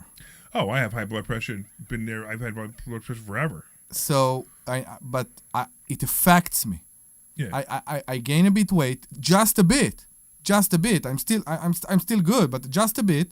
My high blood pressure is high, and immediately I am tired. I'm exhausted all the time. I was diagnosed with high blood pressure when I was 18. Ooh, oh wow! So I've been on blood pressure pills for a long time, and it was funny. I went on and off, but now now I'm at that age where I'm afraid to not take them. You know what I mean? Like when I was 20s, my 30s, you take high blood pressure, and you're with a woman, and I was going to say it can things affect just other don't things. Work, right? Yeah, it can affect so other things. So I wouldn't take it for a long time, and then then I was like, okay, now I don't need things to work as much as I need my arms and legs to work. Now I don't need to have so I don't want to die of a heart attack or have a stroke. That's funny. So now I'm taking high blood pressure medication. So you get it. Is that why things stop working at 60s? If you're a real estate investor with high blood pressure and you want to lower it down, you can call us at 855-939-1137. 855-939-1137. I tell you why I'm saying that, because I believe being a bad landlord, because we know there are only bad landlords, there aren't bad tenants, right? Being bad landlord can affect your blood pressure. I will give you that. If you take it too much in and you get offended and it affects your life, this is where it affects you, and you need to know how to do it. So what do you think about the stock market? So before you do this, I just want to say one thing, and then you have the floor. I do want to tell all our listeners that we are putting a book together about responses for landlord tenants. Remember we were talking about this? Yes, correct. So because I get most of them, so I have a whole running list of things that respond to. So once we have like a decent amount in there, we're going to put out a book of how do you respond to tenants when they say X. So I just want to throw that out there. So like Debbie gets a phone call, like a response that says, I don't know. Give me a typical response that you got that was some crazy stuff. So I got a call from the township that they didn't pay the trash bill. Right. Remember? And I'm like, who? The tenant didn't pay the trash bill. The tenant didn't pay the trash bill, but it's in the lease that they have to pay it. Okay. He's like, well, I take my trash out, and I'm like, well, you can't really do that. And then it was like, right. So then we wrote the response to that, the proper response to that. Yeah. So we have that on a couple of things. We have that on quite a few things where certain responses to certain tenants, like the tenant didn't pay the full amount of rent. What do you say? So we're actually keeping track of them. Yeah. So it may take a little while. That'd be pretty cool. Yeah. So I just got another one yesterday that she's $100 short, and I wrote, instead of me saying whatever I'm going to say, I'm like, Larry, how do I respond to this? Right. So Debbie asked me for responses, and I help her with the response so that it doesn't escalate. It does both. It's firm and doesn't piss the tenant off. Yeah. But if it angers the tenant, but it doesn't make them like, you're a jerk. They realize that they got to pay it. I found out in the last few years that it's worth it to anger the tenant in the beginning. Agreed. When they push the limits. Right. And then it's over. That's right. It's like children. Then it's like children. No, it's like children. Listen, I'm a tenant. I won't accept that it's like children. I'm just saying, when people pushing boundaries, which they don't have to push boundaries, you need to make them more firm. Yep. You need the line to be more firm. This morning, I sent out only 2, which is great. Only 2 text messages. I noticed the rent has not been paid, has not been sent this month. Be sure to pay it by the end of today to avoid a $150 late fee. Okay. And it's the 5th, and I on the 5th, it's a $150 late fee. Correct. So I told them that they have to pay it by today. Who replied? One person sent it. They sent it. They said, "Oh no, I forgot." And they sent it within 5 seconds. Okay. And the other one says, "I promise it'll be here by the end of the day." Okay. And Awesome. that's fine. And if not, they got to pay a $150 late fee. I have a tenant, and this is her first month. Are they late already? Now she paid 2 securities, a last and a first when she moved in. Right. And I knew she's pushing it. And I tell her, will you be able to pay April? No problem. She said, no problem, no problem. She sent me an email on the 31st that everything will be paid by Friday. Which was yesterday. This was yesterday. Yeah, I didn't reach out to her, nothing. Right. Yesterday afternoon, she sent me another email with information from her bank account that she haven't received her paycheck yet. There is a problem with the company, whatever, I don't know. and she will pay me. She really tried to avoid the late fee, but she will pay me everything with late fees by Tuesday morning. Okay. So now, you know what you do. Well, okay, then leave it go.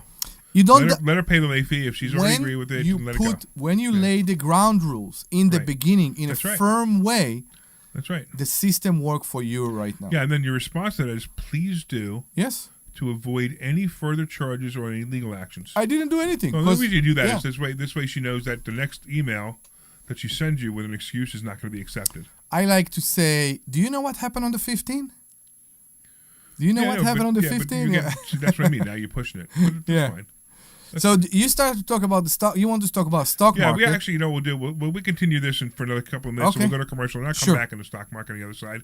But by the way, if anybody wants to call and ask me questions about the stock market and what I think is going to happen and what I think of Trump's tariffs and all of and if you're a Democrat and you want to scream at me over voting for Trump because of the tariffs, do it. Call 855-939-1137. 855-939-1137. Yeah. And we go to commercial. No, well, we could do that. Okay, go ahead. We're a little early, but we can do that. Go ahead. Okay. Well, I was going to... This is Larry Steinhouse with Investor Schooling. Listen, I can't tell you everything we do in 30 seconds. Do you know what's going on outside? So you need to come to class this Thursday I will night. talk about it now. And you need to learn and spend some time with us to see how you can make more money than you've ever made before. So that's right. We'll teach you ways that you've never even heard of to make money. So go to Investor You guys did want a commercial, right? Sign up for this That's Thursday what night's he class. said. I was pretty Take sure your he did. complimentary class this Thursday. That's what you said. investorschooling.com. We'll see you there. Sorry. This is Larry Steinhouse with Investor Schooling. Did you know that you can buy real estate with absolutely no money out of your pocket? That's right. If you've listened to our show or if you read my book, Money Hacks, I talk about how to buy real estate with absolutely no money out of your pocket. You should come this Thursday night to a complimentary class at Investor Schooling and learn more. Learn how to buy properties with no money. Learn how to make money at closings and learn how to make a monthly income. Go to investorschooling.com. That's investorschooling.com. Take your complimentary class this Thursday. We usually do, but Hey, this is Larry Steinhouse with Investor Schooling. Did you know that there are a lot of altruistic reasons that you should become a real estate investor? That's right. You get to rent houses to really nice people who need houses. And you know what? When there's a housing shortage and you have a house for them, they are so happy. I've actually gotten hugs from tenants. So come to investorschooling.com and you will learn how to be a landlord the right way. That's right. We have a complimentary class this Thursday night, and this way you can get hugs from your tenants too. Go to investorschooling.com. We'll see you Thursday night at 7 o'clock. This is Larry Steinhouse, and did you know 30 that I more buy seconds, or do houses you in want any more time, condition? Larry? That's Okay, right. go another I buy one. hoarder houses, I buy trashed houses, I buy We'll be burnt back out in 1 houses, minute or then. even houses All with right. bad tenants. If you are a tired landlord, or you inherited a property, or you just have a property you don't want, give me a call at 855-939-1137, and I will personally answer the phone and make you a full price offer. That's 855-939-1137. Don't suffer with that property anymore. Hey, this is Larry Steinhouse with Investor Schooling. Listen, I know sometimes you worry about coming to see me because you don't want to invest in real estate, because you don't want to deal with toilets, trash, or tenants. I'm going to teach you a way that you don't have to deal with toilets, trash, or tenants, or even own any real estate and invest in real estate at the same time. You want to learn this, we're back so in go 15. to investorschooling.com. That's investorschooling.com, and take a complimentary class this Thursday, and I promise you, no toilets, no trash, no tenants. This program is paid for by Investor Schooling. We are family. Really? I got the investors with me. Okay. Oh, you're bringing us out of commercial? Go ahead.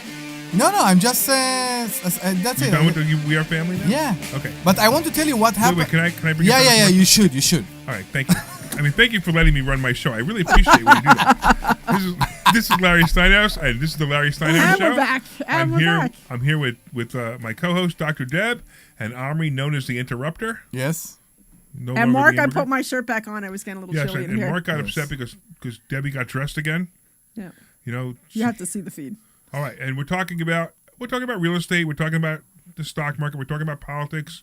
And if you guys have any questions about what's going on in the stock market or anything else, you could give us a call at 855-939-1137. That's 855-939-1137. So I don't know if you know what's going on outside. What's going on What's going on outside? Like outside a parking lot? I mean, In a parking lot? not in the parking lot. So in Giant, actually, the next crossroad, there are hundreds of people protesting. Really? Protesting what? In Newtown, there are few locations. There is craziness protest right now by the Democrats. What are they protesting? And so the signs saying dump Trump and things like that, but it's against the government. You should go to you would love to go. I know. Oh, yeah, I'd have a blast. You should really want to go. And I went next to where my wife works. You know where she works. And they put the elderly people... I'm sorry. The elderly people are outside protesting, too. Really? Protesting? Again, the same thing. That bad words about the government, and that's what's going on. Well, I have to tell you that I've been watching some of the memes for like on Facebook about the responses to the tariffs from all the leaders of the other countries, and I think it's fantastic. I love it. It's just great. I love it. And I was talking to a friend last night. She's like, "What do you think of all this craziness?" I'm like, "I think it's fantastic. I love it." It's just it makes me very happy. So the reference to the person who go to Ford and buy a new F-150, I don't get. Oh no, they will pay more. Okay, I get. The reference to the person that won't be able to do their grocery shopping, I get more, but I'm not sure we are there. Because we are still in a position that most of the produce are coming from Mexico, and most of them coming, I think, from Mexico. I think Canada took all the liquor off their shelves in Canada, all the American liquor. It's so funny. It's like, what happened? Explain. Canada. So the liquor stores in Canada took American liquor off the shelves. Yeah. Okay. To protest American liquor. Who cares? To protest all the tariffs. I mean, a couple of liquor companies are probably upset about that, but who are they hurting? Who are they hurting? They're hurting the liquor company and the people who like the liquor. Yeah, the customers. They're hurting the customers. Right, and the customer who likes American Kentucky whiskey is going to pay not only more for it, but more for it because they have to buy it on the black market now. Yeah. So who are they hurting? Anyway, we got Ken. What's going on, Ken? Hi, I'd like to mention about what you said about the terrorists. I think it's a good thing, but anything good comes with a little bit of pain and suffering. And through the years, we've been going through pain and suffering. You mean like I marriage? think that there's going to be a good result. Larry, you're such a... I'm sorry, I couldn't resist it. Such a something. I'm sorry, Ken, I interrupted you with a really bad joke. Yes. So you're saying that pain and suffering is a good thing while we go through the tariffs, right? I agree. I mean, look at what we went through COVID. And we're still here. It's true. So COVID was a nightmare, and it was manufactured. Right. I agree. And these tariffs, granted, a lot of people don't like it, but in the long run, that's what the president, I believe, is looking for is a solution to problems that have been arising for ages. Yeah. So what do you think is the benefit of tariffs? I think that in the short term, we're going to pay more, without a doubt. What do you think the benefit is? But in is? the long term, I think the benefit is bringing jobs and manufacturing and bringing our country back to where it used to be long ago. Yeah. Yeah, I think it'll strengthen the country. People work. Yeah, so exactly, and I totally agree with this. So now here's the thing. So you guys know I'm an ultra MAGA Trump fan, right? But I want to. Me too. But I'm also an ultra thinker, and I think about everything that's going on, and I do a lot of thinking. A lot of people ask me questions like, "What do you think of this?" I'm like, "I don't know. I'm not done processing it yet." Sorry, I saw the remark from Mark, and it just made me laugh. Okay, so I know I'm not done processing things is what happens. So it takes me a little while to process things. So what you just said is so correct, except for one problem. All right, so now you've got Trump in office, and he's putting all these tariffs, and the point of the tariffs is to bring manufacturing back to the United States, which is a fantastic idea. Yeah. Now let's think this out. How long does it take to bring manufacturing back to the United States? Years. So that's the only thing I'm concerned about is that if once he's done, is the next person who comes in going to follow him, or is he going to reverse all the stuff? Exactly the problem. So that's what I'm concerned about. I agree with you. Hey, so now you got a couple I of agree with companies that. That's where the pain comes in. Yep, and it's not, and it's worthless pain is the problem. So now we have Trump doing this, and if the next person comes in, the successor comes in and does not follow the same path, it was done for nothing. So now there's the 1% chance that Trump could become president again, but not likely going to happen. But J.D. Vance would come in, and J.D. Not Vance likely, no. Yeah, J.D. Vance is pretty likely to follow what Trump has done because he's a big fan of Trump's now. But the question is, will he continue to follow it, and will he win? So now you've got another thing. Now you've got sitting here and, okay, now let's do the election right now. Let's take the election right now, 4 years from now. And you got all the Republicans who just lost one third of their money, because I know I didn't lose anything, by the way. You don't lose money until you sell. But my account in 4 days was down one third, down 33% in 3 days. And instead of me going, I love Trump, I love Trump, I love Trump, I'm going to just vote for him. I'm like, I love Trump, but is this best for me at the moment? Yeah. And that's what's going through some people's heads. So the reason I bring that up is now you're going to have the Republicans who may not vote for the Republican again, and they'd rather have LGBTQR, XW, XYZ, whatever the heck they are, instead of and make sure that their account is back to 100%. Now they can afford their new Tesla. That's the other problem. Now they can't afford a Tesla. Yeah, right. The Tesla, because they just bought it. So it's going to be painful for the Republicans. Yeah. Now you got to remember, Trump's in a position where he doesn't care because he can't run again, and that's why he can do whatever he feels is best. I don't think that's necessarily true. I don't think that he doesn't care. I think he doesn't care about his career as a politician. He cares about the country.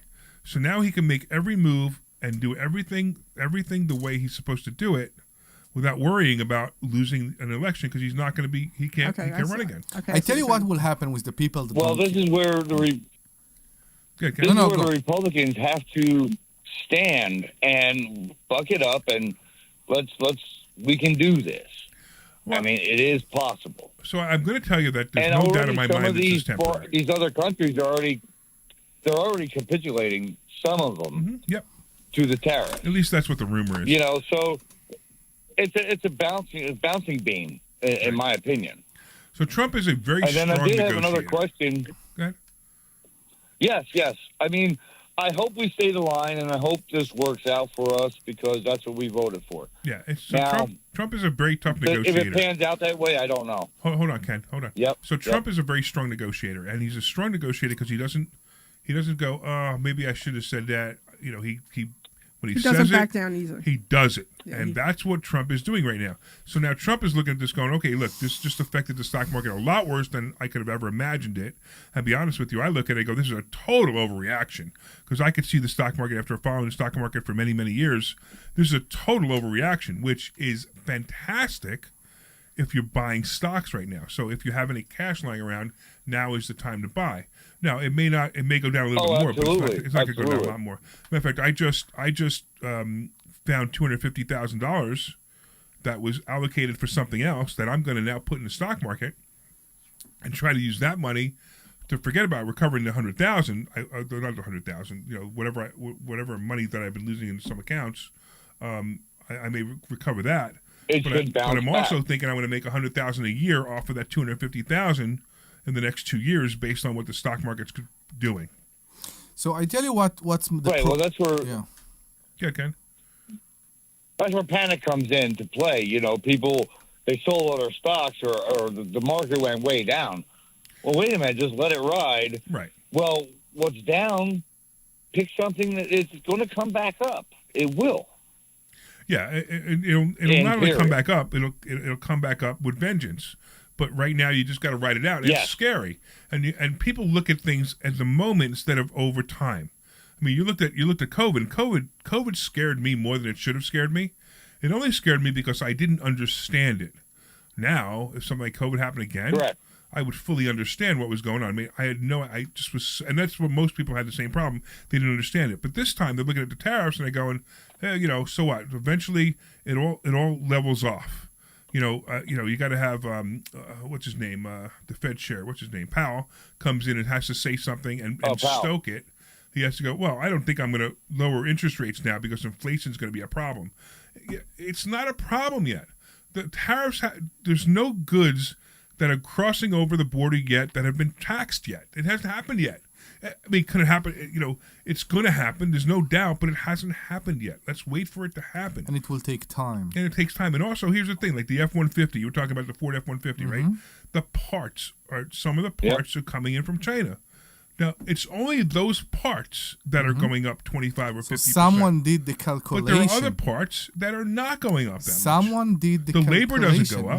No, I know. So it's not going to cost that much more money if you have 25% or 50% tariffs on the parts of certain parts of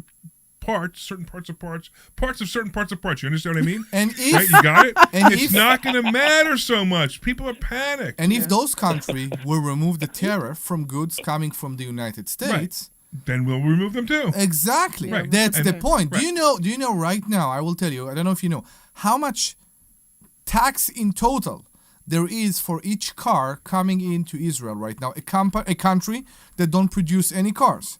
How much the tax over a car in Israel? I don't know. Over 120%. 120%. So if the car is $40,000, they're paying $100,000 for the car. Correct. And people in Israel have been living that way what with no can problem. they do? Yeah, that's what they do. With no problem. That's what they know. So there you go. That's what they know. Yeah. And that's the reason. Now, I tell you another thing. If, for God's sake, our next president will be Tampon Tim, and the first thing he will do when he will get into office, he'll give tampons for free. He will give tampon for free, right? But he will cancel the tariffs. And those manufacturers haven't built their factories yet, right? Right. They won't lower the prices. I agree with that too. They will never. Have we ever seen prices of goods going down? Right. It's like never. Inflation. Inflation is a big joke because Trump comes in, he says he's going to lower inflation. Yes. He will. But that doesn't mean the prices are coming down. We already have that price. Yeah. That price has been established, which means now every year prices will go up slower. Correct. But they will still go up. Prices don't come down. Exactly. How much we used to pay for a can of soda. Right. It will never go back there. People need to understand that. It will never go back there. I agree. We all already are used to paying what we've been paying.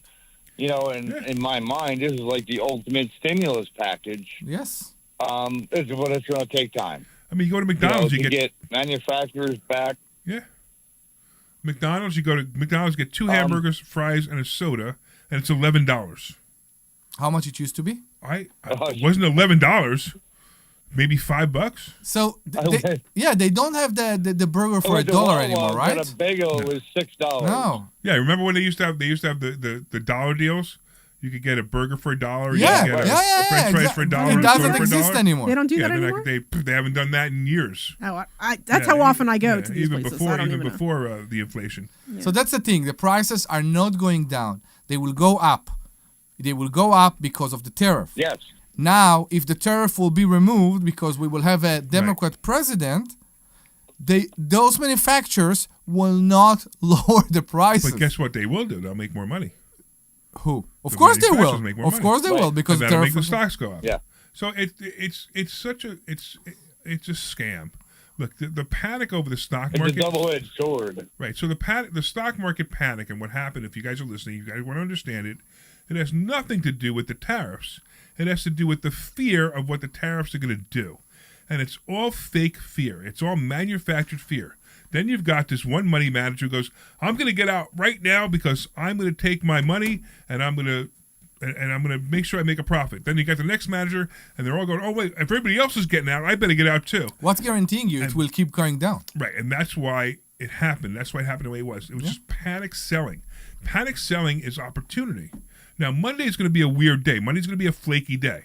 It's probably not going to be another major down day. But it'll be a flaky day. Like you'll actually see the nervousness in the market, where people will be buying, selling, a little bit of fear, and then by sometime next week, you'll have people buying again, and they won't be fearful anymore. So I'm sorry. How was Friday? Friday was worst in 5 years. Yeah. More than Thursday. 2,200 points. Yeah. Wow. Yeah, I'm surprised you didn't know that. Yeah, it was the worst in years. It was great though, because I bought some AAL, I bought some Boeing, I bought something else. I don't even remember. It was worse than some days in COVID. So that's what's going on outside. That's why all those people protesting. Yeah, they're protesting because they're getting paid to protest. I understand. Okay. I was reading something about, or I saw something about how which amazes me. Clearly, he was a Democrat, but he drives a Tesla, and he took off the T on his car. Not that he got rid of the car, but he got rid of the T on his car because he, in protest of what's his name? I can't Unbelievable.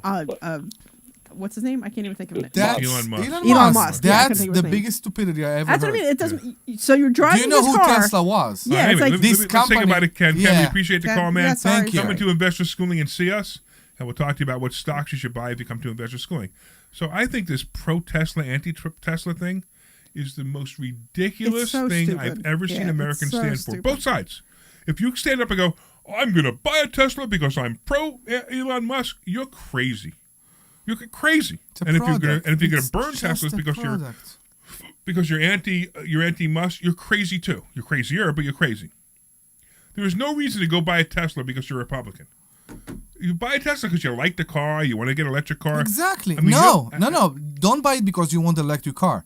Buy it only if you think it's a good car. No, I understand. But if you want an electric car and you want a good electric car, you buy a Tesla. Fine. Okay. But if you don't want an electric car, you don't buy a Tesla.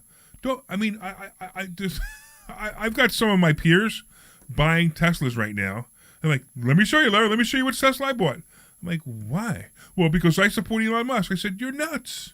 I said, did you ever want an electric car before? Well, no, but now I want one because well, it's just dumb. If people has money and they're looking to spend it on something, well, sure. I mean, I'm not buying a Tesla. Matter of fact, I have a Ford Explorer. I have 6 collector cars. I have a Ford Explorer, and my Ford Explorer is fine. I look at cars like I look at the BMW, I look at the Mercedes, and I'm like, why do I want to spend $150,000 on the car that does exactly what my car does with a fancier label and maybe a fancier looking interior? Well, I just don't care anymore. I do have to say that I remember driving an Audi around and I really loved it. It was like a wood inlay. It was a beautiful car. You drive a Jeep. Can I finish? Half a Jeep. But I loved that Audi was beautiful, like honestly beautiful, like everything about it. It gave me the fizz. Okay. I just loved driving it around. It was gorgeous. and then I remember the day that I stopped liking Audis, and it's when it went through the you had one delivered all the way. I had one delivered inside of my house. And after that point, Debbie had a car drive through her house. So I'm telling you, when that Audi drove through my house, I wasn't as interested in Audis anymore. And yes, I have a Jeep, and I prefer a Jeep now. Yeah, but you have a Jeep. I mean, you talk about the it's like a no frills car. I mean, it has air conditioning. It's a no frills car, so you're comparing it to an Audi. You can't even compare it. Exactly. Well, I know, but I'm just saying my next car was going to be an Audi. I had full intention of buying an Audi. I had full intention of buying an Audi. I was going to get a used one, but I was full intention of buying an Audi when I get rid of the white. It's the itchy blanket. You know why soldiers in the army, why they give them to sleep with itchy blanket? Why? And those folding bed. It reminds them how lucky they are. Yeah, I want to get back to tariffs for a minute. Okay, I'm sorry. Yeah. An opportunity that the car manufacturers have right now, and if they're smart, they would take advantage of this opportunity. I agree. Ford should have an advertisement going, buy the car now before tariffs kick in and you got to pay more money. Yeah. I mean, everybody will go out and buy a car. It doesn't even matter. If the tariffs don't kick in, Ford made a whole lot of money. If the tariffs kick in, Ford made a whole lot of money. Yeah. So every manufacturer should be advertising right now, buy a car now before the tariffs come in. So Trump claimed that they bought in the recent few months, the manufacturers, so many parts to have in stock that we shouldn't feel the increase. Interesting. Yeah. It makes sense. But I didn't even understand the airline stocks and the cruise stocks are going down. Now, I mean, there are certain tariffs that they would have to pay, but still, it's like no big deal. It's airlines are full. I've been on a flight yet that's not full, and I haven't been on a cruise ship. A cruise ship. I mean, they're incredible. You can't get. I can't. I've tried to get suites on cruise ships, and they're sold out. Suites. The suites are expensive. They're they're between $6,000 and $11,000 for a week on a cruise ship, and I can't get a suite. I got to get a balcony. Mm-hmm. So believe me, they're selling. No one cares. Tariffs are not going to change people's buying habits. Not a big deal. Yeah. So I don't see this. I mean, we had a 10% drop in 2 days of the stock market, which is horrible. It's insanity. We'll see what will happen on Monday. Yeah, we're going to see what's going to happen over the next couple of weeks. Mm-hmm. And I'm telling you now, it's a buying opportunity. Like Friday, it was so funny. I was trying to transfer money into my Charles Schwab account to buy Boeing. Okay. Boeing's at 136. Wow. I wanted to buy, I'll tell you what I was going to do. I wanted to buy Boeing Friday night. I wanted to buy Boeing at 136 because I have a feeling it's going to open above 140, maybe 145 on Monday, which is fine. But if I would have bought it at 136, and on Monday, guess what I wanted to do? Sell the covered calls. Okay. Now, you want to talk about a move? I figured this move out. I was going to buy 1,000 shares of Boeing, and if I sold the covered calls on Monday, I was going to make $13,000. So all that craziness affects for how much the call cost? No, it affects how much the stock cost. I understand. And the lower the stock, I could go out a little bit so the covered call, the less likelihood they'll take the stock. So it affects the price of the call I could too. buy. So if I put $150,000 into the account, yeah, I could buy 1,000 shares, $137,000, right? I could buy that, and then I could sell the call, and I was going to make about $18,000 on the call. So I mean, you make $18,000 for a month of risk. That's fantastic. Yeah, I agree. And there's really no risk because how much more can the stock go down? I mean, Boeing is a good company. And as a matter of fact, Boeing just started their recovery before this tariff thing happened. Mm-hmm. You know, everything, all the bad stuff about Boeing is in the past now. They settled the lawsuits. The CEO stepping up and saying, "Hey, we're gonna try harder. The workers we're gonna try harder to keep planes from crashing." I mean, they were doing all the right things. The workers and the stock are happy. was at 180. Now it's at 135. Yeah, it's insane. Forget it. It's a great buy. I'm telling you right now, if you're looking for a stock to buy Boeing. And if you want to learn a really cool strategy, we teach a covered call strategy that so far, this covered call strategy has been phenomenal. It's a covered call strategy that I teach that I don't know if I made it up. I mean, I made it up, but I'm sure other people have done it. And it's a really great strategy that you work 5 minutes a month and you make returns of between 7 and 13% a month on your portfolio. Can I guarantee that? No, but I don't really care because I'm not a stockbroker. Yeah. I'm going to teach you how to do it, and if you do it, it works. I've proven it for 9 months now. For 9 months, I've been proving this strategy. So it really works. I like it. So, Debbie, you ready to buy a bunch of stocks on Monday? I bought a bunch of stocks on Friday. I know you bought a bunch of stocks on Friday. That's right. Yeah, so I'm out of money now. Yeah, me too. That's the problem. The the problem is, we save money for a down day, and we don't realize that the next day is going to be more down than the day we bought them. But it happens. Yeah, no, it happens. I have a beginner question to you. A beginner question? Yeah. Yes. So when you make money at the stock in the stock market, when do you pay the capital gain tax? So if you sell it, through the system, through Charles Schwab, for example. So if I buy a stock or a stock option on Monday and I sell that stock or stock option on Tuesday, yeah, whatever money I made, that's taxable. They take No, they don't take it. They take it on April 15th. Okay. So it's not due till April 15th. But if I lost money in a stock a week later, I get to balance that out. I get to take the losses against the gains. I got you. Okay, so here's my goal. My goal is to pay $500,000 to the government every year. Okay. After taking every possible deduction I could take. And most people don't get that. Most people don't understand that philosophy. All right. So that's my take on the stock market. I think that Trump is moving too fast. I think he needs to slow down a little bit. Because if he doesn't slow down, he's just going to keep freaking people out. I agree. And I think with what's going on right now in the real estate market, they should really start to think about, I don't think they start, I think they are late, but considering lower the interest. But they can't. So that was what happened was because Trump did this, Powell got on and said, I'm not going to lower interest rates now because I think tariffs are going to cause inflation. I understand, but when people take money out from the stock market, when are they going to put it? They're going to put it in cash. They're going to put it in banks. They're going to put it under their mattress. So how many people will put their money right now that they took from the stock market in a CD? So here's the problem. Most people like you and me, are a very small portion of the stock market. The big portion of the stock market are funds. So if you have money in a mutual fund, or you have money in ETF, or you have money like in Vanguard or something like that, those are the people doing the actual trading with your money. I'm telling you, when you talk about making money with other people's money, that's what you need to do now. Once you understand the concept of making money with other people's money, you realize that you don't need money. And that's basically what these people are doing. They're making money with other people's money. So, like, and I say this all the time, the average return that people get is like 6 to 8% on their returns on their ETFs and mutual funds, which is actually not even that, because then the money manager takes another 1.5 out. So they're not even doing that well. Maybe they're making 5 or 6%. But the people managing the money, the actual traders on Wall Street, they're making 50% on your money.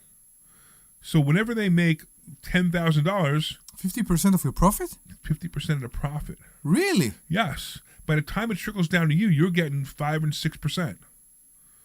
Did you know that? No, I didn't know that. Yeah, that's why money managers on Fridays sold everything, because they want to keep that profit for them.